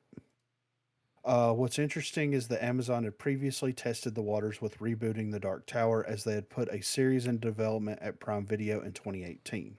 At the time, it was announced that Sam Strike would star as a new incarnation of Roland, with other cast members including Jasper Pakakin, Michael Rooker, and Jerome Flynn. Ultimately, however, Amazon passed on moving forward with the series. It was after this when Flanagan acquired the rights, separately from his Mm. deal with Amazon. Check this The out, though. That's the Dr. Sleep guy. The last 3 series he did was at Netflix. Midnight Mass, The Midnight Club. I heard that well, Midnight Mass is good. yeah. Um, Dude, that man, would be a big W for Netflix to greenlight a. look, This is the first time of as far as like, because I've heard the TV pitch for this so many times. I think like fuck those movies. Don't make the movies. Tell the story and Through the show. well, the fact that he said he's got a detailed outline for season 1 and a idea of the subsequent seasons, He did a good that job with Dr. Sleep. that gives me hope. Doctor Sleep was meant. Yeah, did a good job. But I have to believe it when I see it. Yeah. And I mean, dude, we're talking about a franchise that had Ron Howard on it, like all these different people. It was already through like we had there were clearly dailies being made, but Well, the there were guy that what was set that? there were set pieces and shots of people dressed to filming at Amazon, The and then they guy abandoned it. did the He did The Stand. yeah, okay. So is that what got made the TV show? Yeah. Okay, that was the Josh Stars Boone. Above dude. Yeah, And Josh Okay. Boone. Yeah, The Fault in Our Stars, New Mutants, The Well, Stand. I didn't and mind that show. It was okay, I like the idea that 5 to 8 seasons. but it's That's worth a enough. shot. Like, That's enough to tell that Yeah. story. and dude, Netflix has proven themselves to have some money to throw around. I mean, I would be down. I would, but it's one of those things where I've been disappointed so much that it's almost like hearing. but eventually hearing about, somebody's going to hit it. I really hope. And 'Cause I'd say the I would last two really- people that hit it with some King property was that fucking first It movie. Yeah. That dude hit it, and it was like, oh, okay, you have my attention. And then this dude did a good job with Dr. Sleep. Yeah. The Stand was good. The Stand, And yeah. I think the key, no pun intended, to making this work is don't worry about trying to fit all the references in there. Don't worry about it. They'll come naturally if you just adapt the way it's fucking written. Well, all right. Here's what I'm going to say about it, because I'm currently on my way through the Dark Tower right now. Okay. What book you on? I'm on the Wolves of the Kala. What number is it? I don't know. Nice. It's Six, a book. It's 5. 5. 6? Damn. Well, it's 6. You burned through them quick, if, ain't you? If you're reading Wind Through the Keyhole between 4 and 5, which is where it takes place, then it's technically book 6. But in the main series, it's book 5. Yeah. So I'm 5 out of 7. And I'm halfway through this one right now. Well, and it sounds, I mean, you're making some time, so. Oh yeah. Obviously, I mean, it's going well. Yeah, I've been enjoying it. Here's the thing, because I've been like, since the Dark Tower's been living in my brain, right? And it's kind of rolling around up there the way that it does. Well, and now you're getting the full story. Yes. Not the abridged version. If they took a less linear approach to filmmaking, I think that they could condense a lot of this stuff down. Like, to me, everybody already read them, right? Yeah. You don't have to put every little detail in there. Well, the thing with King is he likes to drone on and on and on and on and on. Yeah. That's the drugs talking. His style. Yeah, exactly. But like going through it, I'm sitting here like, they could knock the gunslinger out in 2 episodes. Well, when you're describing something, you have to go on and on. But when you're just showing it, you just show it. Exactly. You don't have to be like, there was a glass on the fucking wall it's like, no, you see that. It's there. Well, to me, like, okay, the plot of the Gunslinger is literally just 2 guys running across a desert. Yeah. Like, that's the story. And you get toll and all that other. Well, yeah, I mean, there's little bumps along the way, of course, but that's the main thing. That book could have been a standalone film and not even allude to the sequels, other than when it gets really crazy at the end with the talk with Walter. And being able, like, that could have easily been an hour and a half movie. Yeah. Easily. Well, this is how I'm thinking about it, Trav, and this is going to kind of be where I drop off with it. It's like they could take the Gunslinger, Drawing of the Three, and half of the Wasteland, and make it in a non-linear storytelling way. To where, well, it's the non-linearness that you're referring to, Griffin. Lost is absolutely why you should watch Lost. I knew it, Trav. I knew it. If you watch Lost, dude, you're in your mind. Good. The story of Lost is fantastic. It's so good, but the way they do it. But now that your eyes deep in the tower, watch that show, Griffin. Because when you watch it in your mind, whenever they start exploring the island more and doing the non-linearness of the narrative, you're going to be like, that's how to do it. That's how I think that's why the show worked so well. Like, everybody was like, I ain't never seen a show like this. This is... Yeah. Because to me, when after going through what I've been through, you have to end that first season the way that the Gunslinger ends. The story of the first season, in my opinion, just needs to be him pulling his quartet together. Did you and get their stories. the audio book where that dude? Because I remember how it started. He was like a man in black, Yes, yeah. and the way that dude reads it, he does a good Yeah. job. Yeah, it's How many of the great. books does he do? Because he ended up dying at some point, right? No, I believe he did the first 4. Because he no, does a good job. he did the first one. Then they brought another guy in to do 2, 3, and 4, and that guy passed. And they Okay. brought the guy that did the gunslinger in to do. Is the second guy good? Yeah, oh yeah, he's got voices. Like the guy that does the gunslinger's kind of Yeah. dry. Like he Sure. doesn't, It's But just the it other really is guy, the same voice. He just like yeah, puts a little he just something extra on it. It's like it's not even yeah. It's like it's To clearly cir- you. Well, to circle back to the review, Roland is very much a John Wick. Yes. Like Yes. very few words. See, What he says has weight. Like when he says something, you're gonna pay attention Yeah. to it. You know. Yeah. Well, and there's several moments in the books, especially in the drawing of the three and the wastelands, where he sits down and he tells the story of the gunslinger Mhm. to everybody else. You know what I mean? And I think that like in a nonlinear way, like if you have him, I thought it was brilliant in the book the way that they did like this parallel thing where it's like Jake's not alive but he's alive and everybody's having a mental breakdown about it. But like if you approach it from that standpoint where it's like why is this happening? Why is this happening? And you have those reveals be the cliffhangers for the episodes. Yeah. And It's lost. have yes, and Yeah. have that final reveal be like the palaver that he has with Walter at the end of the gunslinger is so monumental. It has to end the season. Yes. It has to. Gotta be the Because cliffhanger. Because that's, to me, that is like the conversation between him and Walter establishes so much of the journey. yes. I mean, it lays out the plot of the whole story to an extent. Yeah. But it's this Xavier Magneto moment. It's the best way I can put it. It's beautiful. And it's also, I would argue, the most, except for maybe parts of the last book, it's probably the most psychedelic that the story gets. Yeah.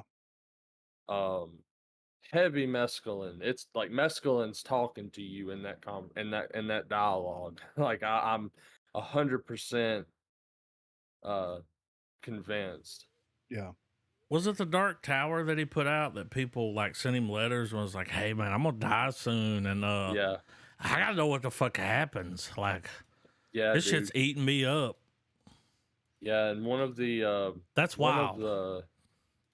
one of the re-releases, I have this I have a one of the sets in trade paperback where it's like traditional book size. It's not the little small ones, but like at the back of it, they update it with, you know, little bits of like King's Bits and thought bobs. process and little stuff like that. Well, I think it's either the third or the fourth book when it's all done. It's these letters that King had gotten, Oh, and you can read and it'll be him explaining I don't know what to tell these people. Like I'm along for the ride too. Like Yeah. his little nod and wink to being like, I'm writing this shit fucked up, dude. I can't Yeah. remember what I wrote.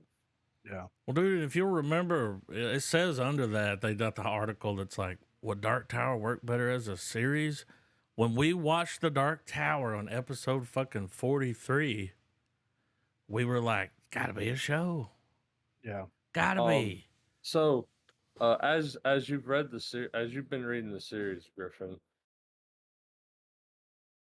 one of the criticisms that or one of the judgment calls we made on the movie was that it was like, and I remember you worded it the best. The movie with Idris Elba and McConaughey was like an hour and a half inside joke that like 75% of the audience wasn't in on. Right. Now that you're understanding the books, can you recollect like stuff in the movie now and you're like, Is it better oh, or okay. worse? Like, does it make that? Does it make you enjoy the movie even a little bit more? Well, I mean, here's what's going to happen.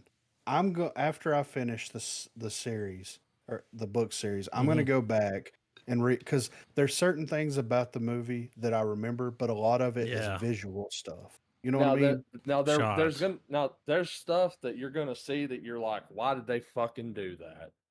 Yeah, Even like, you know, yeah, on a whole thing where you're like, dude, like, why are they leaving this whole, like, they didn't even explain what that is. yeah, You know, It's almost like they expected you just to have read the fucking how many books? yeah. And 7. not Well, everybody has. yeah.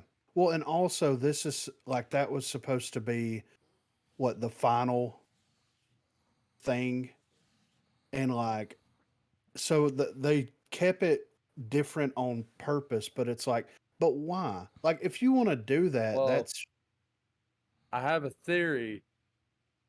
My theory for the movie that we got, and it makes me more accepting of it, is that what we're watching is a sequel to the book series.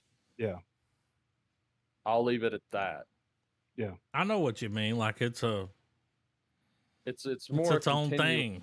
it's more a continuation than origin. Yeah. yeah, And and it'll make way more sense once you get over that hill, Griff. yeah. But yeah, I mean, like, just because I've been rolling a lot of it around, and dude, like, there's a lot of stuff that they could condense down, but there's also a lot of stuff that I feel has to happen. You know what I mean? Hmm. Mm-hmm. The toll thing has to happen. The Lud thing has to happen. Blaine has to happen. Like, You there's need all but that. well, Yes. it builds the Yes. characters in Yeah. such a fantastic way. Like Eddie's full arc that he's already gone through from what I've read so far, Is it's like insane, dude. it's yeah, and you have to have all It's a those. class and it's a classic changed man story. Yes. Like it's like I can tell that when they adapt it right, so many people are going to be like, Eddie's my guy. Yes, for sure. Because I'm Oh. already like, yeah.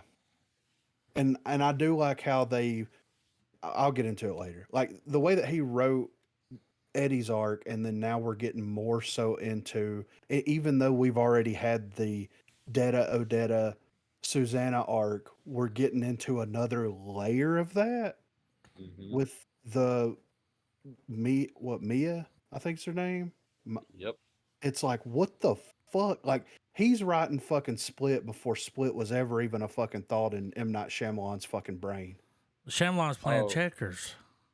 Yeah. oh, what's Old King there? was playing chess.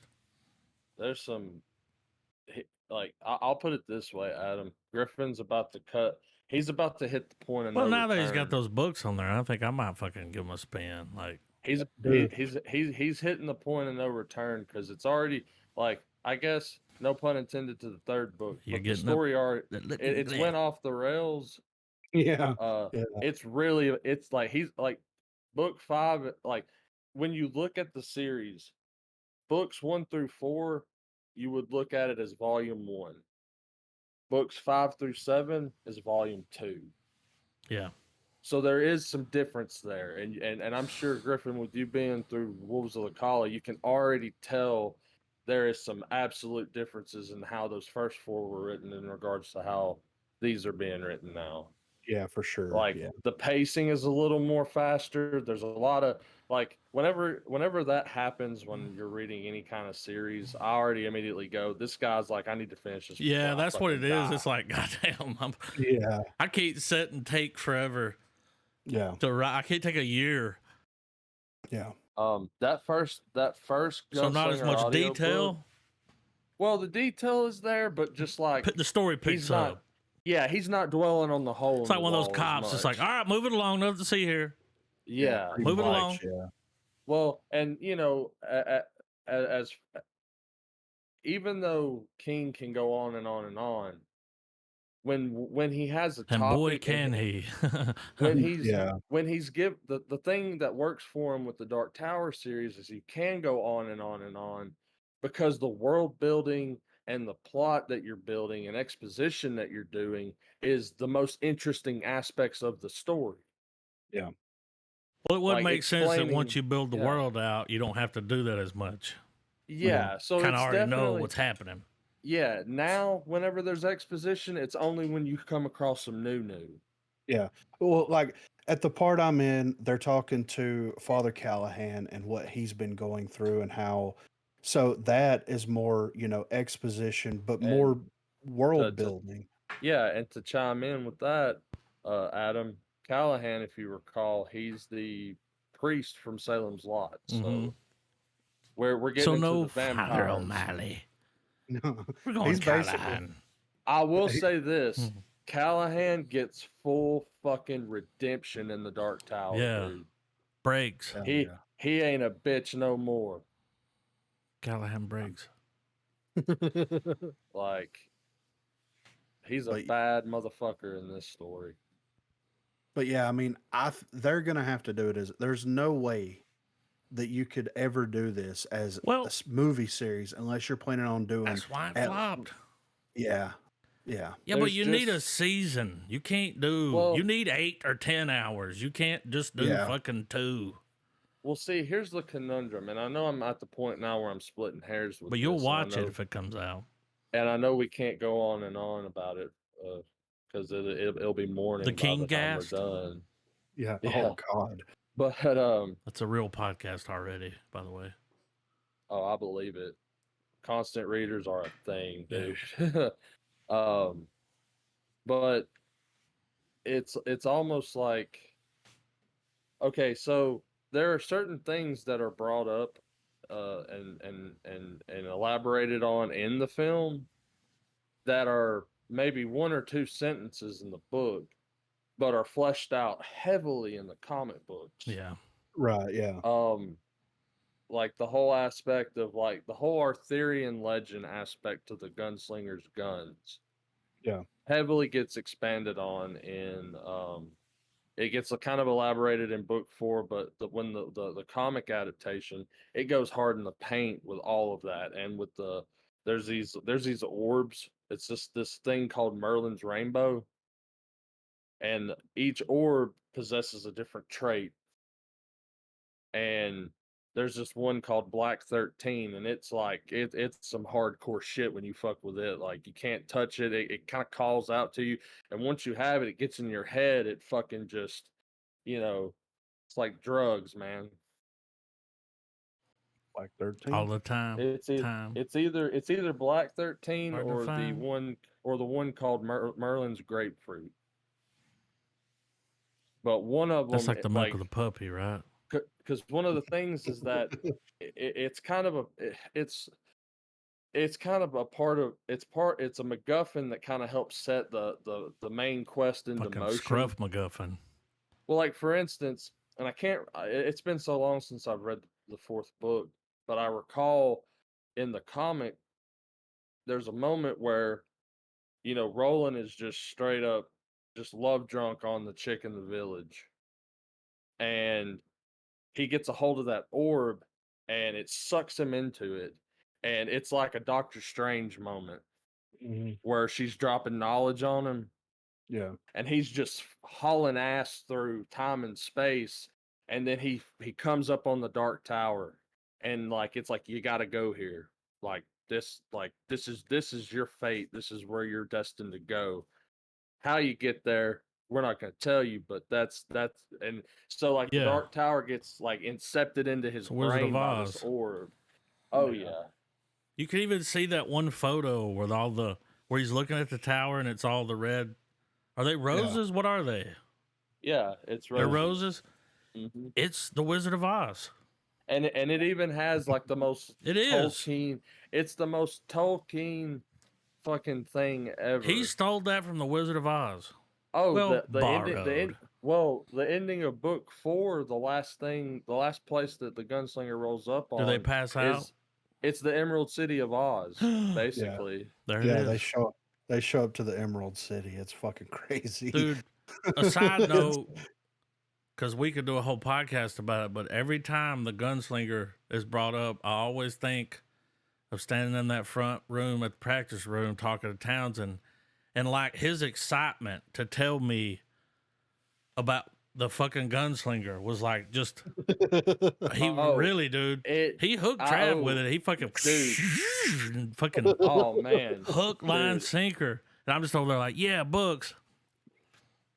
I'll forever be grateful that dude showed me because I will because I feel like you might agree, Griff. The Dark Tower is written so even though there's the hallmarks of King's writing there, it is so different from all his other shit Yeah. because it's a mixture of everything. Like he's everything. It's done. his universe. It's his like Skewiverse. Yeah. You Yeah, know? but the thing that the Who's the Jay and studios Silent Bob of the Dark Tower? Roland and Jake. Yeah. Yeah. Pretty much. Yeah. I mean, I would have to. Yeah, I would agree with that because everybody Funny. else is going through some real shit, and you've Yeah. got Jake's a Crisis. kid, and you've got Uh, Rowan who's just like, I so mean, we'll figure it out. Yeah. so now that you got through book 4, there's this thing that I've always thought, and I've used it as my head canon. Now I know there's other things at Canon. play that can explain it, but so there's this whole thing in book 4 where there's there's a conflict going down and there's this gorge out in the desert. Mhm. And in the gorge, as you go further down, reality, two different universes are rubbing together, and they're bleeding over into Oh, each other. they And collide. it's called a thinny. A Mhm. thinny. Yeah, Yeah, that's what it's called. Yeah. yeah. Like King has his own little take on language and all that kind of Mm-hmm. shit and everything. It's his tip of the It's a hat pinner. to it's his nod to Tolkien in a way. Yeah. Um, but there's this whole moment that's like to me it's like 300 as fuck where Yeah. Roland lures these motherfuckers that are after him up to it and he more or less like gets them off cliffside on the fucking horses and everything falling down into just this pit where like it's more or less like a black hole, like it's just swallowing them up. Yeah. That was. And how Oh. it shows like it just shows that like he's a military strategist Mm-hmm. Yeah. and Through and a through. genius one at that. Like his tactics are amazing and they get expanded on even more. This isn't in the books, but in one of the arcs of the comic where they expand on that backstory part, um they're talking about like they reference it in the story, but it's during the fall of his homeland, Gilead. Yeah. Um uh the assassinations have already happened, like classic like father's dead, mother there's a lot of betrayal shit that goes on and everything.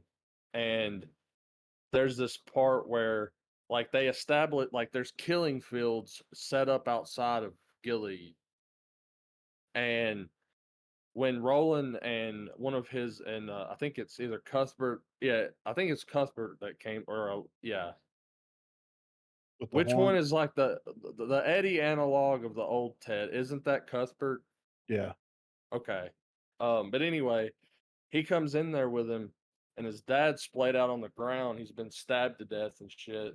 And he takes his blood and he's written on the walls, set the traps. Well, Roland looks at that, looks at them. They fucking just there's this sequence of panels where like he's like, I know what to do, and he goes up to the garrison. Imagine like a castle, like up on the battlements area, you know. And you see John Farson's men coming in, and John Farson, Adam, is basically Randall Flagg. Like, well, not Randall Flagg, but it's like he's He's a no bad that motherfucker. yeah. They call him the good man for crying out loud. But anyway, his guys are slowly coming in to invade, and when he pulls that fucking lever, like these there's these spikes that are set throughout the killing fields, and straight up Vlad the Impaler just like impales like an entire fucking squad of infantry. Right. and it's like the most metal thing ever, dude. And I was like, I hope that like the stuff, the liberties that they take in the comic to Well, expand it'd be on, they cool don't. if the guy that does the show would take that into account, you know?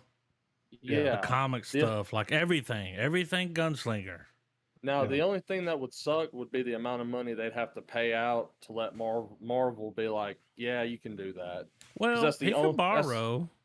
Yeah, because I that's the mean, thing. you ain't got Even though copyright on traps. even though the gunslinger is not necessarily MCU at all, it's part of its multiverse, which is really weird to think That is now. weird. But yeah, just being able to show those little moments where like Roland's been on point since he was a kid, and they even express it in his the backstory in the gunslinger where he becomes a gunslinger.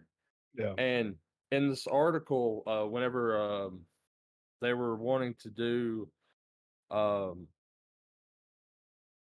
it said something about Michael Rooker and all that stuff. Those actors. The Amazon show. Michael Rooker would have been a perfect Court. Yeah. Court's like the quartermaster of Gilead. Like he's the guy you go that's like, today we're gonna learn to do weapons training. Yeah. You know, they're all lined up out in the Cockney. field and stuff.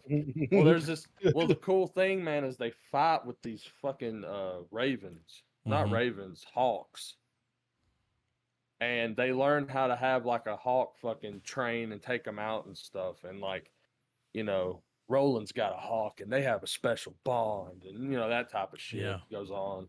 But yeah, man, I would say two good supplemental materials for this is watching Lost, because it shows you how to like it is a perfect like template to be like, that's how you could adapt the Dark Tower. And the at least the Gunslinger Born series, just for the expansion and on the big backstory plot in book 4, because it's a hard read. Yeah. Yeah, I mean and with them going 5 to 8 seasons, that's what they're wanting to do with it. Like it sounds like that there's a lot more than just the books themselves, which like I said, I haven't made it all the way through, but just it seems like there's a lot more that they're interested in adapting in this. And I would like to see it happen. And if he's got the rights to do it, if he can get the funding, then why not? I think Netflix is going to do it. I He's mean, already got 3 shows there, man. So the last 3 shows. Considering where you're at, Griffin, and you know, like you feel already like you've already been on such a long journey. You have still so much more to go. Yeah, I know. Like they are so goddamn far from that tower, dude. I know. I've been Like, looking at the map. but it's oh man, it's insane, dude. Yeah. But yeah, hopefully he'll get it made. I mean, it's crazy that he has the rights to do it. I guess they were willing to get rid of it pretty quickly after the movie flopped. They're like, yeah, let's go ahead and send this back to HQ over probably here. after they ruined Lord of the Rings. I mean, it ruined it, but wow, it didn't go over well. They spent a lot of money on it. A lot. I highly recommend you check out that audiobook, Adam. I think once you get a taste of it, dude, you'll burn. I've actually listened to the podcast. first one a long time ago, maybe 10 years ago. Yeah. That's why I know the guy that did the voice, you know. Yeah, yeah. But yeah. We got some trailers. Yeah, I'm ready for them. Yeah, you're gonna have to cut me off, dude. I'll fucking go on about this. Yeah, I'm cutting you off because it's 1 a.m. Not young. The tower's far. Talk to me. A24. We already saw it. We saw the first trailer, right? Yeah. Where you grab the hand or whatever. It's something to do with a hand. Yeah. Talk to me. Tell me your name. I was thinking that as well. Yeah. Y'all ready? Oh, yeah. All right. 3, 2, 1, play. Oh.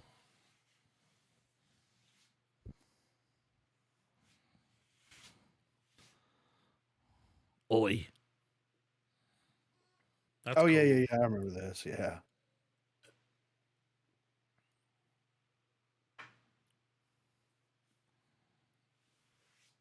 Yeah, that's not a fun game to be doing. Proper British. I am interested though. Yeah. Like, oh, British Bulldog. I'm interested in the origins of the hand, Yeah. like the cast, you know. The way what's going on when that happens. I want to see what happens. Here's what's going to be crazy if they never show you, right? Yeah. They're going to make a franchise out of it. Yeah, it'll probably turn into that.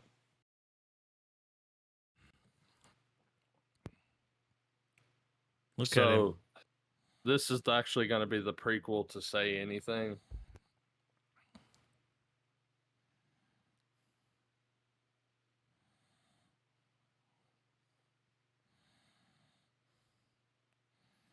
I like, we always fuck on the possession movies, but this kind of has, this is new.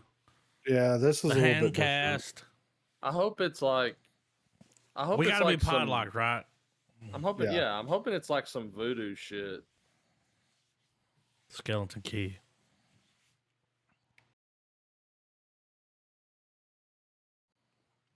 That's how you do a trailer. With that A24, it makes me Yeah. more interested. Oh, did you hear the dog at the end? Yeah. I'm That's cool. always a sucker for movies where like there's some sort of like gap between our world and a supposed spiritual world, Yeah. and characters that just become obsessed with poking that fucking idea. Yeah. It's a trope. I think it would be cool though, like all the stuff that's happening to them in the real world. But like, it would be cool if whenever they like put their head back and they're fucked up, you don't see what's happening there. Yeah, right. Yeah. If I was the filmmaker here, I'd go that way. I'd like, nah, you don't see that. You just get fucked up by it. Yeah. We'll see. Well, like one of the, I mean, I would be okay if it was some really like it still doesn't show you necessarily, but like for instance, one of the coolest things in the movie Get Out, because it's got Get Out vibes to me a little bit. It's the shot whenever the woman would put the dude under with the hypnosis, Mm-hmm. Yeah. and you would see him sinking away from his line of sight, And it was like, boom. and it's like he's like a slow Bass falling through drop. water. Yeah, Yeah. that was really cool. It does have a Get Out feel. Yeah. Proper British though. Yeah. Oi! Very British. We're going to touch this hand later. Yeah. With a bunch of hand touches. What happens if you put Outlaw. your dick in it? Say, talk Use to it me. as- Yeah. Use it as a flashlight. No, you God. What still happens? you still kick back and gargle air like. Yeah. Oh, yeah. But then you finish. Yeah. That's going to Then be a you walk porn parody yourself right off. there. Give them an Yeah. idea. That's an idea. That's a hand job video. Yeah. Talk to me. Okay.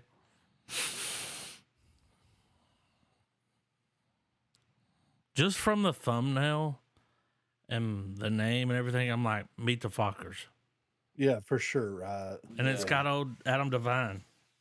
Oh, I'm ready. AD. All right. 3, 2, 1, play.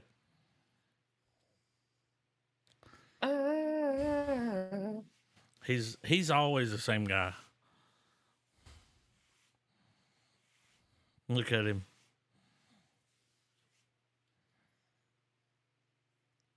They're spies or something, right? Gotta be. Oh my God.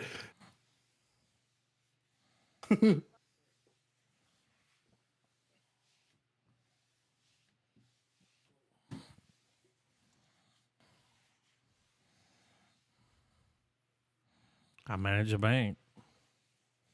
They're bank robbers. They're going to rob the bank. Here they come. Figured your script out, Yeah. It's like the start of new guy or free guy.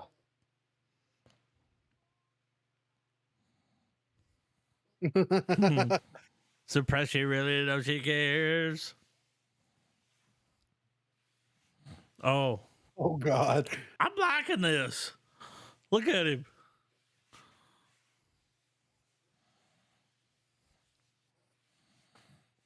That bank have 5 million. Check this fucking remix out. Woo, woo, woo.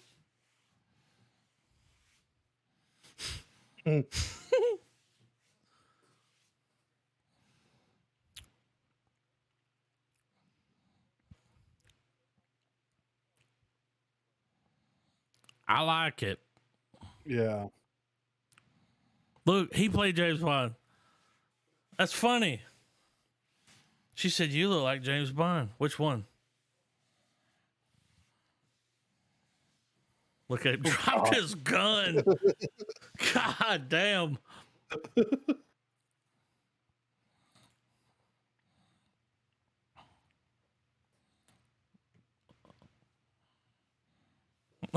I'll have it.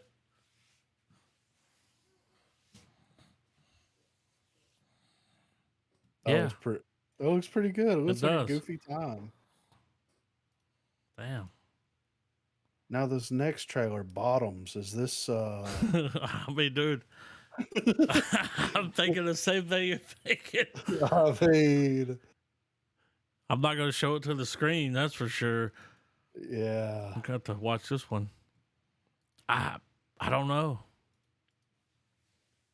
Let's peep. We were trailer short this week. Yeah. They shorted us. They knew we were podding. Yeah. Bastard. All right. Bottoms. If you try to look this up online, Good 3, luck. 2, 1, play.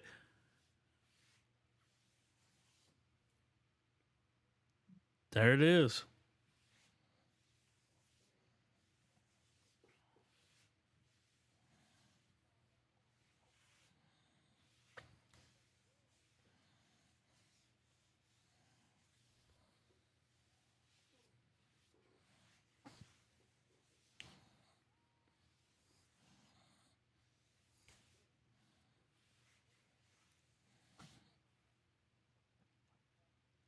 That's the dude. Wait a minute.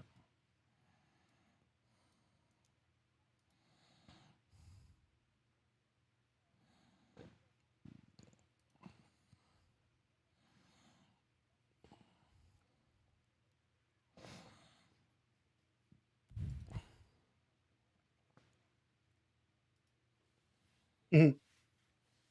Did it say Cocaine Bear? Yeah.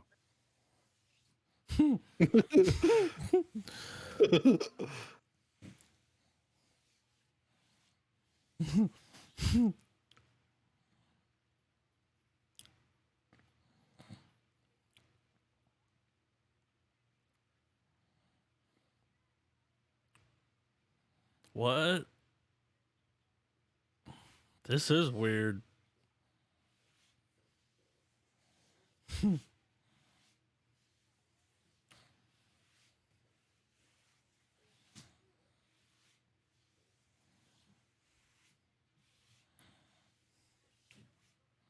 Oh, they're at the bottom.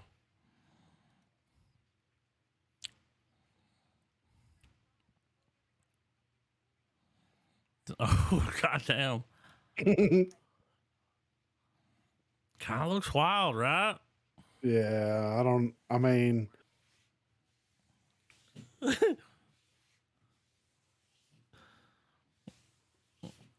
No, for sure not. Yeah, I know y'all ain't tickling the pearl.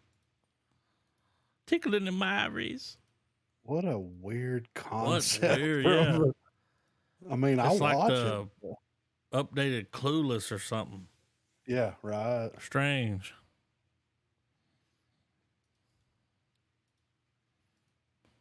Maximum Truth. You ready to get red pilled? I don't know what this is. This is Of just regular, course. dude. Red Taking the red or pill, the blue. You know, I'll take them red both. pill, Both. blue I'll pill. Who take two gives a red and a shit? blue. You know, Yeah. Yeah. give me the fucking pills. All right. 3, 2, 1, play. Why is there a disclaimer? This guy. Is that Mark Wahlberg's Okay. brother? Looks like it.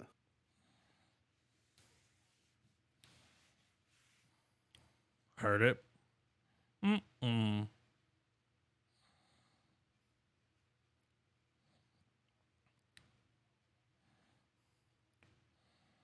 You sound like one. So you're a politician. Yep.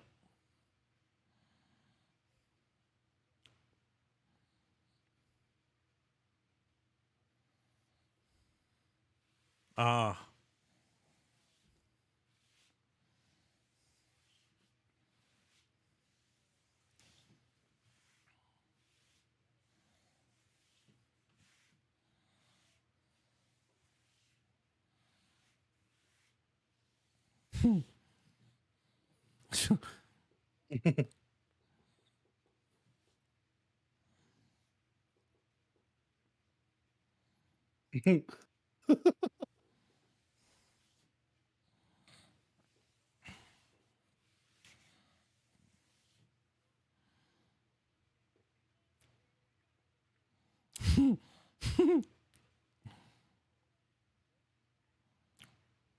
He was in the last trailer. Yeah. That's Colin Robinson.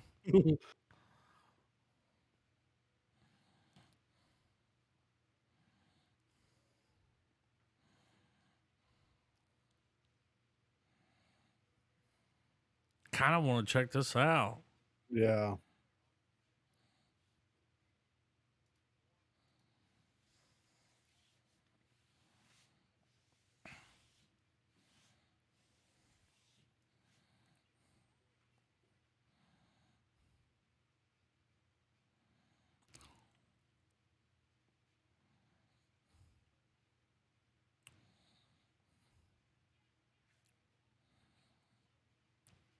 Mm-hmm. It looks interesting.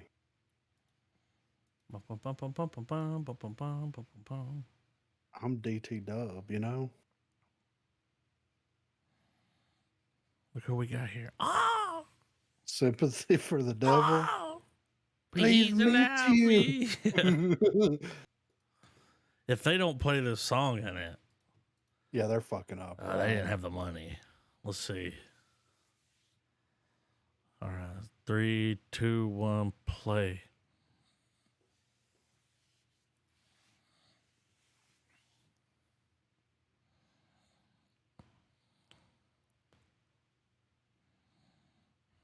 Las Vegas.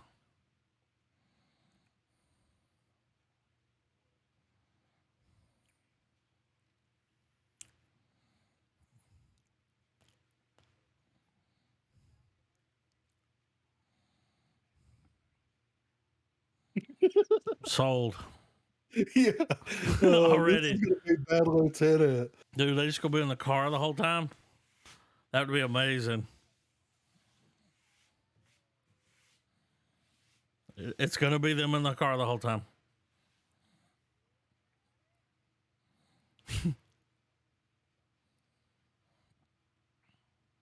Help.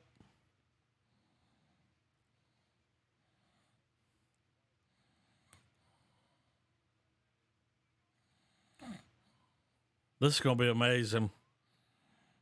We have to watch this.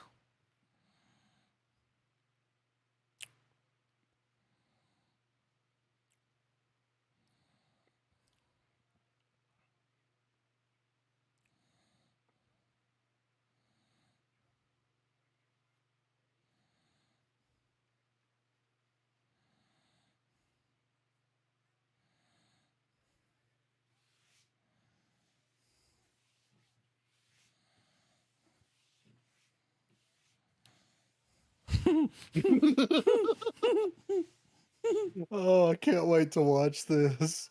I'm gonna put this and check that out. We have to.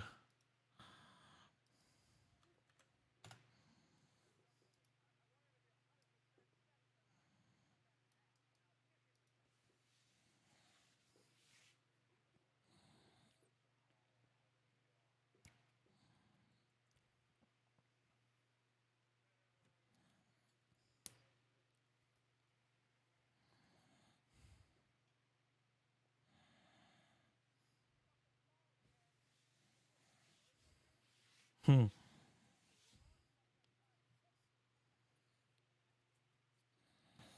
Whoa. That I kind mean, of came full out of Nick, nowhere. yeah, full Nick Cage, dude. Hell yeah. Tick, tick. Yeah. Set the fuck down. Oh God. Maybe he is the devil, though. He's got the red hair, Yeah. the suit. Yeah, I'm wondering if there's something else Something going on because it's Nick Cage, you know. He's in limbo. The Lost Flowers of Alice Hart. Got a little Sigourney Weaver here. We got some Al, Sig Weave. She makes an excellent meatloaf. Sig Weave. Okay. Y'all ready? Yeah. 3, 2, 1, play.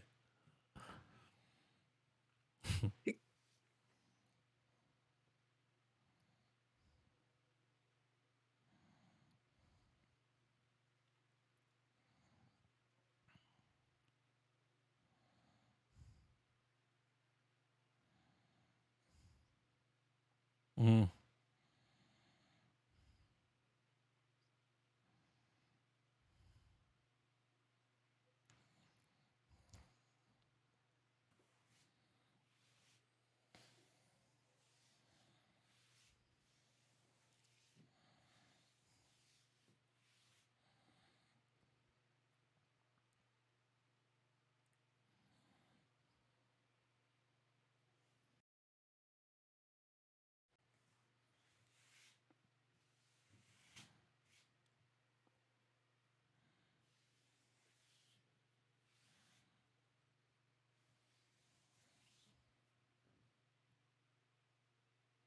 Mm. It looks like a woman stole a bunch of babies and raised them there, you know. Yeah. Stolen I'm here raised for babies.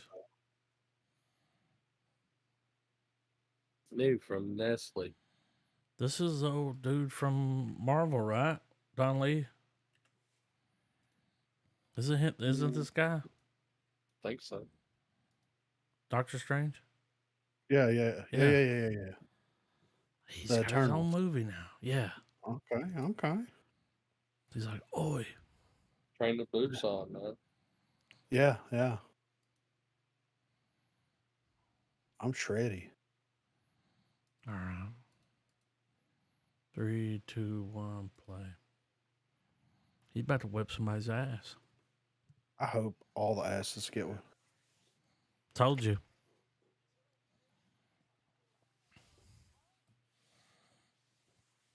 He's back. Book him, Dano.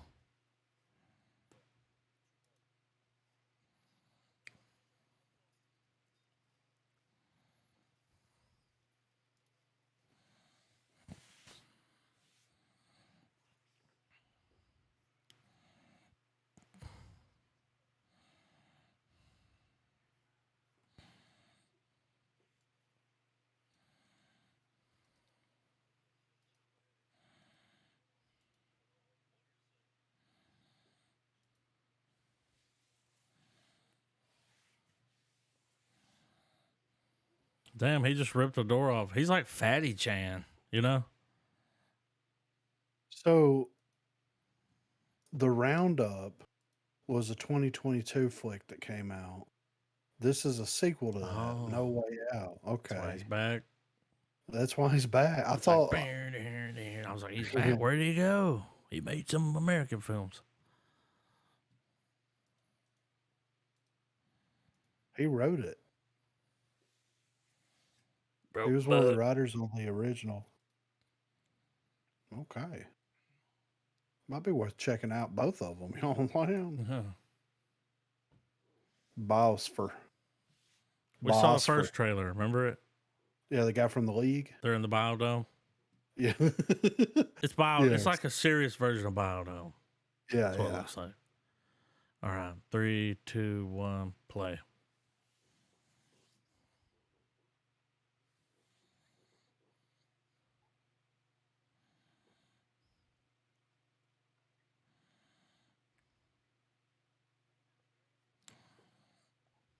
Yes.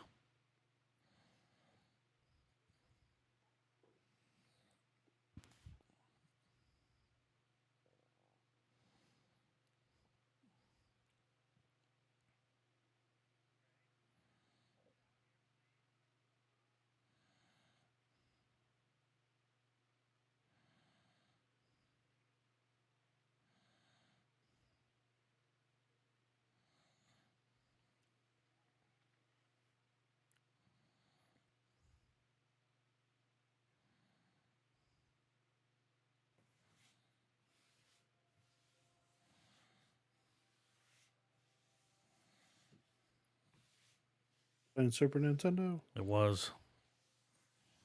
I could tell by the controller. Is it going to be a series? It's IFC.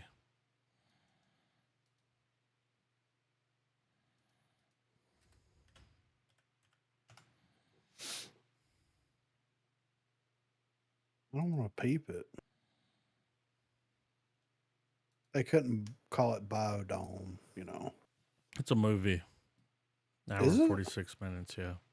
Might have to put that in to check it out. It came out in 2022. I don't know. We'll see. Throw it on the pile. Yeah, do it. Private pilot. All right. I mean, what is happening here? Shit. Is this the Matrix? So this movie, like it says there, a year ago was 11 years old. This is the wildest shit I ever seen.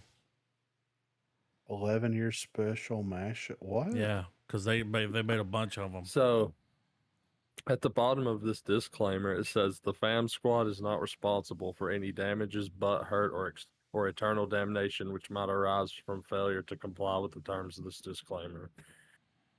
Jesus. They know what's up. All right. All right, here we go. 3, 2, 1, play. Oh God, it's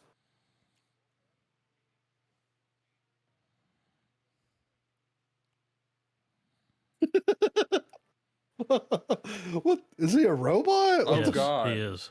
Is this that from that It clip is. you sent It's me? Bollywood Bruce Campbell, Trav. Yeah. Yeah.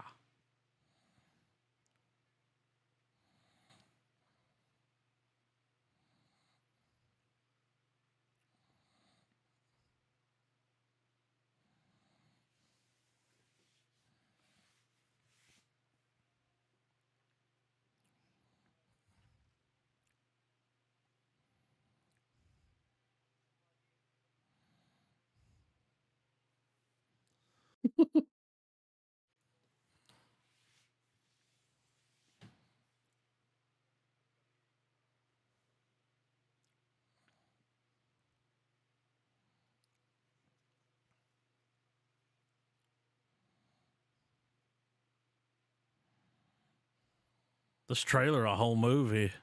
Yeah. He's back. Robot Army.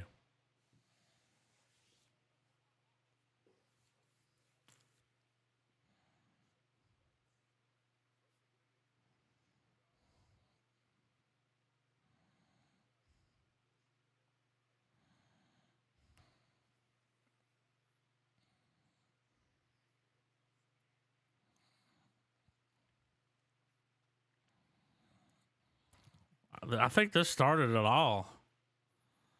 Look at this. What the? He shoots all those guns in a circle.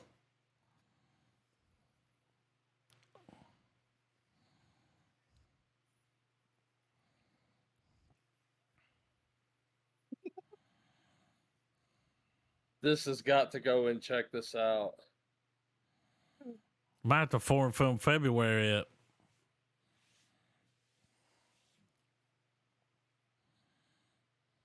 We're already past Bali May.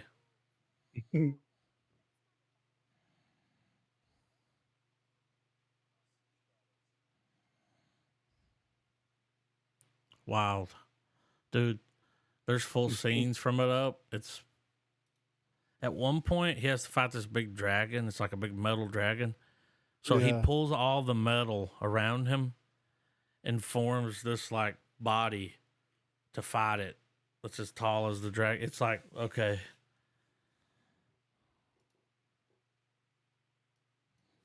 I don't even know what to say. Yeah. Well, It looks absolutely outrageous. we'll check into it. I mean, next week's John Wick 2. Oh yeah. We're going to wet our wicks. Reload the guns. I mean, Taking another stab. yeah, fucking gas them up. June fucking Wick. Hit it. The wicks in the mail.